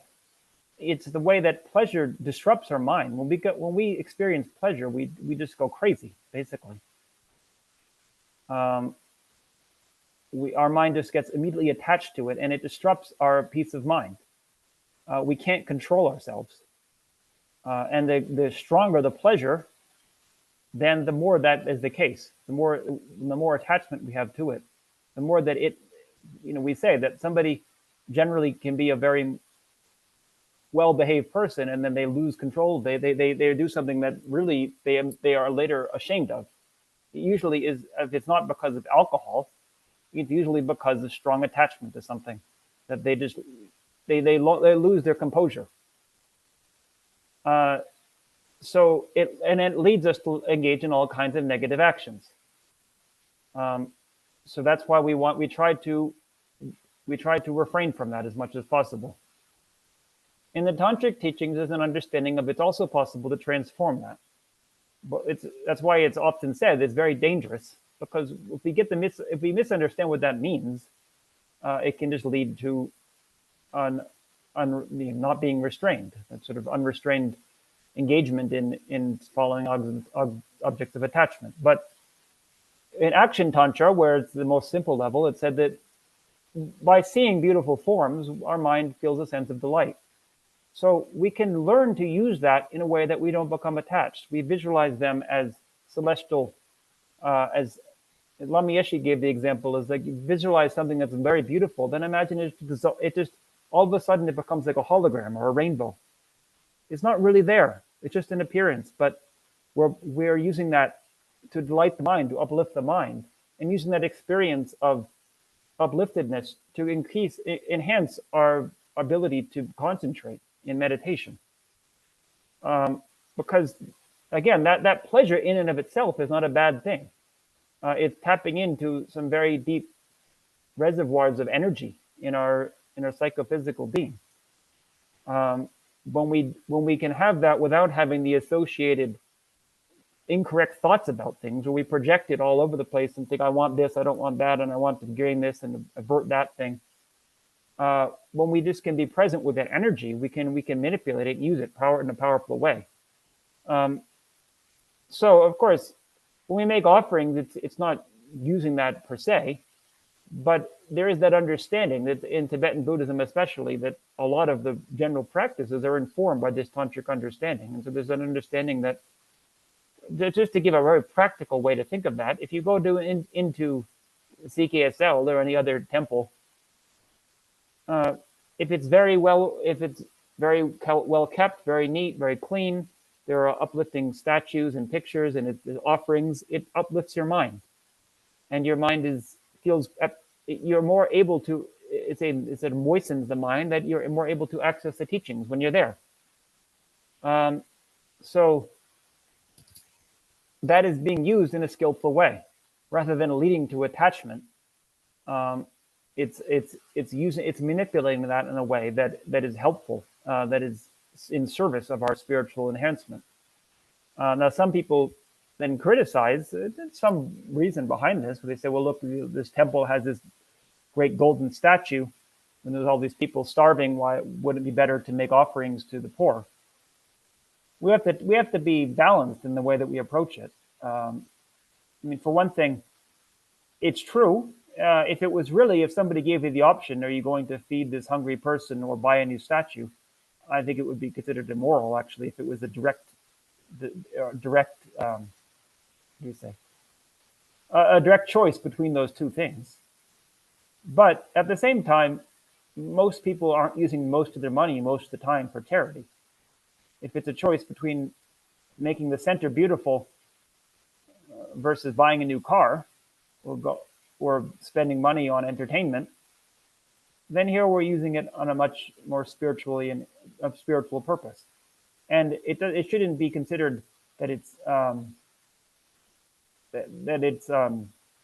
contradictory to practicing charity and other things. It's encouraging people by uplifting their minds, as we understand before, like talking about becoming enlightened. It's helping people to advance spiritually, which is ultimately going to benefit everybody. So again, the point here is you're asking, we're trying to diminish attachment, meaning we're trying to do is diminish wrong conceptions about things, our exaggerated picture of the way things are, and exaggerating the qualities of these objects. But we can use creative visualization to overcome that. It doesn't just have to be distancing ourselves entirely from the objects. So in Tantra, what one does is, to whatever one level is able, actually experience those objects, but knowing when you're able to do so without it leading to just the mind going off into attachment and exaggeration. Because ultimately, we can't always be away from objects of attachment. We have to have a mind that even if it experiences them, it doesn't go crazy.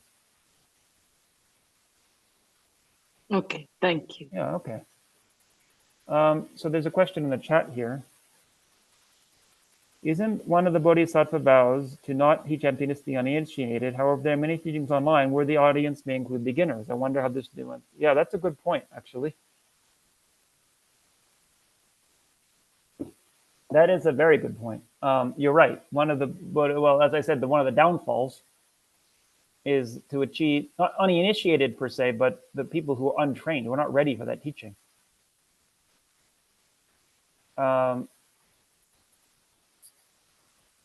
Yeah, it's actually one of the reasons I have some ambivalence about online teachings and things like that. I don't know who's there. I don't know the students. And if it's recorded, it's available. Now, His Holiness Dalai Lama has often said that he thinks nowadays, because there is so much of information available and a lot of it is questionable quality, it's important the correct teachings are out there. So he feels that's why part of the justification, he says, for teaching a lot of things publicly. But we have to be careful. And so it's very good if anyone is going to teach about these things. First of all, of course, be certain that you know how to teach it properly, but then be a little cautious in what context you talk about it. So like I just said, when I was talking about the Bodhisattva vows before, I said, I'm not going to get in much detail about this because I don't know how many, if any, of you have these vows. And so it's not really the right context to talk about it. If I was requested to give a teaching on the Bodhisattva vows, that would be quite different. And it's assumed, hopefully, that people who are registering and coming are ones who are at least either having the vows or aspiring to take them and serious about it. But it's a bit of an issue now with all these things online. We never know. People can get the wrong impression. And so that can be dangerous. I'm not sure of a good solution. It's something we'll have to definitely, over generations, make parameters for. It's kind of, I think, it's a much bigger question about how to manage social media, which has really had a major effect on world affairs now. And I tend to think of things often in terms of history. I really like to go back to historical context or precedents for these things. We look at the 18th century in Europe, which led to what they call the European Enlightenment, which was, generally speaking, very progressive and led to a lot of the modern world as we know it today, but it was also very disruptive. And a lot of it had to do with printing. Information that was not previously available was suddenly available to large numbers of people. And it led to revolutions, and it led to all kinds of changes that in the long run, we see the results, but in the short run, the society deteriorated in a lot of ways. And that seems to be, in my impression, what's happening now. And maybe over time, we're going to have to find skillful ways to use these new tools that we have and recognize the potential faults of them as well. That until we can really pinpoint and agree upon what kind of things are inappropriate and what kind of dangers there are, then we can start to find ways to use them more skillfully. So that's a short answer. A long answer I don't have. Yeah, thanks, Venerable. Yeah, yeah. Okay. Yes, Yeah. Sangeeta. So, Yeah. Venerable, three questions actually. One was Okay. immediately on a very valid question which Anshuman had raised on the Bodhisattva vows. Yes. So, when Jetsunma did this practice of, so she particularly mentioned that these are aspirational Bodhisattva vows.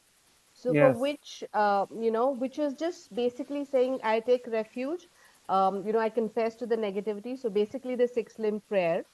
And so which she says there is no need for direct realization of emptiness, or even if you haven't studied emptiness, it's basically just motivating you to kind of walk the path of the paramitas and the bodhicitta, and the two methods of developing bodhicitta. So, I remember this, and particularly when Geshe Dorji Damdul also, I attended one of his retreats where he gives aspirational bodhisattva vows. He mentions this very clearly that, these are not the bodhisattva vows, but these are Okay. aspirational bodhisattva vows. So, I just wanted to kind of say, ki, this is what it was. So, you have some views on it? Well, he's saying he was giving aspirational bodhisattva vows. What did he do, and what were the commitments? Yeah, so the actual vows, it starts with four lines of refuge. It then also says that I promise to walk the path of bodhicitta by developing the paramitas, and and basically confess to my negativities, I'll rejoice and support. So this basically just largely a very simple ways which he calls aspirational bodhisattva vows, which was there in one of his books, which is The Blaze, page 50. I don't know if Alice has that, which says aspirational bodhisattva vows. No, okay. So Okay. that's the, Okay. he has released the book, Tibet House released the book called The Blaze of Non-Dual Bodhicitta, in which it has these 6 lines, which you just repeated 3 times. Okay. Yeah. I'd have to look exactly at it, and I mean, I also have to know exactly how he said it, but I think a couple things. One is, I mean, generally speaking, if you say I'm pledging to practice 6 paramitas, that would be engaging in the sense that that is what you're engaging in. But I think part of it is that he's saying you're not taking the vow in the sense that you're not committing to then avoid the 18 root downfalls and the 46 secondary faults. Right? So in some sense, it's just making the aspiration to follow the 6 paramitas as opposed to pledging I'm actually going to practice this. Right. Because you can do that. When we recite the refuge formula, I have to go for refuge in the Lamb Enlightened, the Buddha, the Dharma, the Supreme Assembly. For my merits in giving and other perfections, may I become a Buddha to benefit all sentient beings. So the giving and other perfections you're saying there, but that's generally understood that when you recite that verse, it's aspirational. You're not pledging. You're aspiring to practice them, but you're not pledging to do so. Maybe it has to do mainly with your intention from that. But and so I think if he's doing that in a retreat setting, that's he's saying we're making the aspiration. But if you were to take bodhisattva vows, in the traditional ceremony, like if you take the bodhisattva vows and then the teacher says now you have to guard against these 18 faults and so forth, then that is understood as engaging vows. That's what it just says in the text here. That is taking the engaging vows. So I don't think it's different than what he's saying. I'm sure. When you said Tenzin Pamba, I was wondering maybe because of course that's Kagyu, they might have a different understanding of it. But I think Gache Dorje Damdul is not. Is obviously he knows this text. Can I So just read those 10 yeah. lines if you don't mind? Okay. Yeah. Go ahead. So, yeah, it starts off with visualize that all sentient beings are joining you in each of these practices.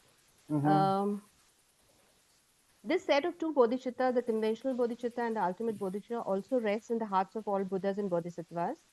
As a gesture of inviting them to the ceremony of taking the aspirational Bodhisattva vows, make three prostrations to the Buddha and Bodhisattva, then kneeling on the right knee, folded hands in supplication, I recite these three verses. I go for refuge to the triple gem. I confess to the negativities individually. I rejoice in the virtues of all the beings. I hold the precious Buddhahood in my heart. Gurus, Buddhas, and Bodhisattvas, please pay heed to me, just as the previous Buddhas have generated the mind of bodhicitta, and just as they successfully dwelt in the Bodhisattva practices. Likewise, for the benefit of all sentient beings, I will generate the mind of bodhicitta, and likewise shall I too successfully train in the Bodhisattva practices. And you Okay, say so that those 3 last times. 6 lines you recited, Yeah. that is understood generally as the engaging vows. That's actually from the Bodhisattva Charyavatara, chapter 3. If you like, if in the 6th session Guru Yoga, one recites those verses, and it says very clearly in the outline, now this is the engaging vows. Nevertheless, I think it has to do again with the intention, that if the person is saying, the teacher is saying, we're not taking the vows, we're making the aspiration to practice Yeah. them, Yeah. then that's what it is. Also, with the vow, actually, with the Bodhisattva vows, another thing about it that's a little different. Is that there's no set ritual. With the refuge vows, it's very clear in the Vinaya how to do the refuge vows, and there are texts that are available on giving the refuge vows, and you do it a particular way. There are certain things that have to be done. Whereas with the Bodhisattva vow, actually, it's kind of open-ended. How do you want to do it? And you see, His Holiness the Dalai Lama, if he gives Bodhisattva vows, he often does it different ways. Sometimes he just says, we'll recite chapter 3 of the Bodhisattva Charyavatara. Okay. Sometimes he'll do it a different way with different text. So it really has to do with your intention and what are you thinking I'm doing by taking this. Okay, thanks, Venerable. Yeah. Okay. One last question. So I always wonder, when you said the power of bodhicitta is strong enough to, cleanse a lot of negativities. So there Yes. is always, growing up, we had this story of Angulimala, Yeah. where he murdered Right. 999 Yeah. people, and Hmm. but in the same lifetime became an arhat. Yes. So it always, I mean, what kind of practices would he have done? I mean, he would have had absolute bodhicitta. I mean, he would have realized direct realization of emptiness for him to kind of. Well, honestly, I mean, well, there's the. I'll give you the very strict answer, which I know. In terms of what happened, I wasn't there and I don't know. I mean, in terms of, I tend to be of a mind that I find, you know. So my point here, in terms of being less strict, is that we talk about Theravada Buddhism, we talk about Mahayana Buddhism. I tend to be of the mind that I'm not sure that it's always so strictly divided, and so we can make a very clear distinction. It really depends on the person's mind. Nevertheless, according to our tradition and how the Tibetan tradition understands it, then Angulimala was an arhat. He was a Hinayana practitioner, and so he did not have bodhicitta, but he would have had the direct perception of emptiness, according to the Prasangika Madhyamaka understanding. Anybody who achieved liberation has to have that. How was he able to purify that? Because of the power of being around the Buddha and his devotion and the force of his, how do we say, his regret and his also his previous cultivation. It said that he had been a spiritual practitioner. When he was born, when he was a young person, he was named Ahimsaka, the non-violent one, and that his teacher led him astray and convinced him to do this. So he had actually had very strong imprints for spiritual practice. That was part of it, and then just meditating and serving the Buddha and devotion is possible. Now, it's also understood that, and this is again, it seems a little bit arbitrary, but it's saying he killed 999 people, but he didn't commit any of the 5 uninterrupted actions, right? In the Hinayana teachings, if someone does that, they close the door. There's no possibility of liberation in that life, but he didn't kill his father or mother. It seems if we really measure if we say that is it's okay to kill 999 people, I don't know, but that's the strict answer that they would give. So, but in individual situations, again, a lot of these things, it's like they're talked about sort of with hyperbole. I find that's used quite frequently in the text, and it says this is the best practice. It's so much superior to all the others. But if that's the case, then the other ones, they can't both be right. I think oftentimes it seems to be the way they write. It's not so cut and dry. It's not so clear all of the time. The point is, it's very powerful.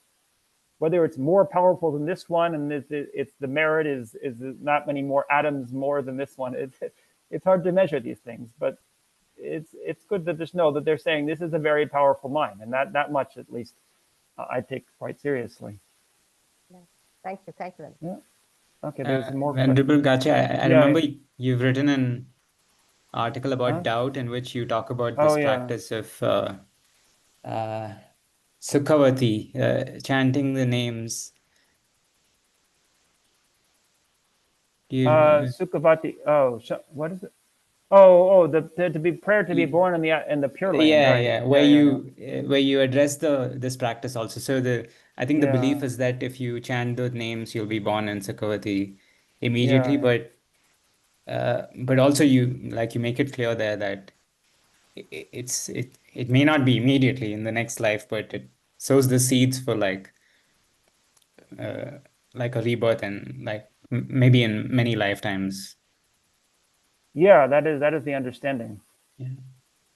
I'm sorry, it looked like there was something that was put in the chat, but then I'm not accessing it. Are there any other questions that somebody had posted in the chat? I'm not sure why it popped up, but then when I went to the chat, it wasn't here. If not, No, I okay. think we were just clarifying if a question Yeah, needs to be for some asked or reason if it it was popped already up on my answered. chat that there was a new message, but then I got there and it wasn't there. So. Okay. Okay, well, I think we'll need to finish for today. I actually have to have more responsibilities today, so I can't go too much overtime. But thank you all for being here today. It's nice to talk about the Bodhisattva Vatara again. I wish I could do some more. And we can meet again sometime before too long. So let's close with some dedication verses.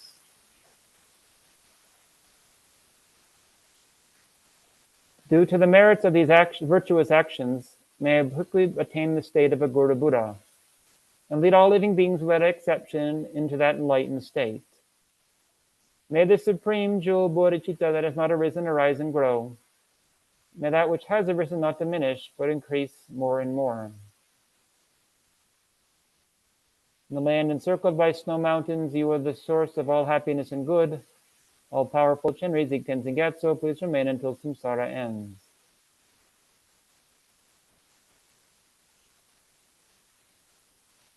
Okay. Thank you.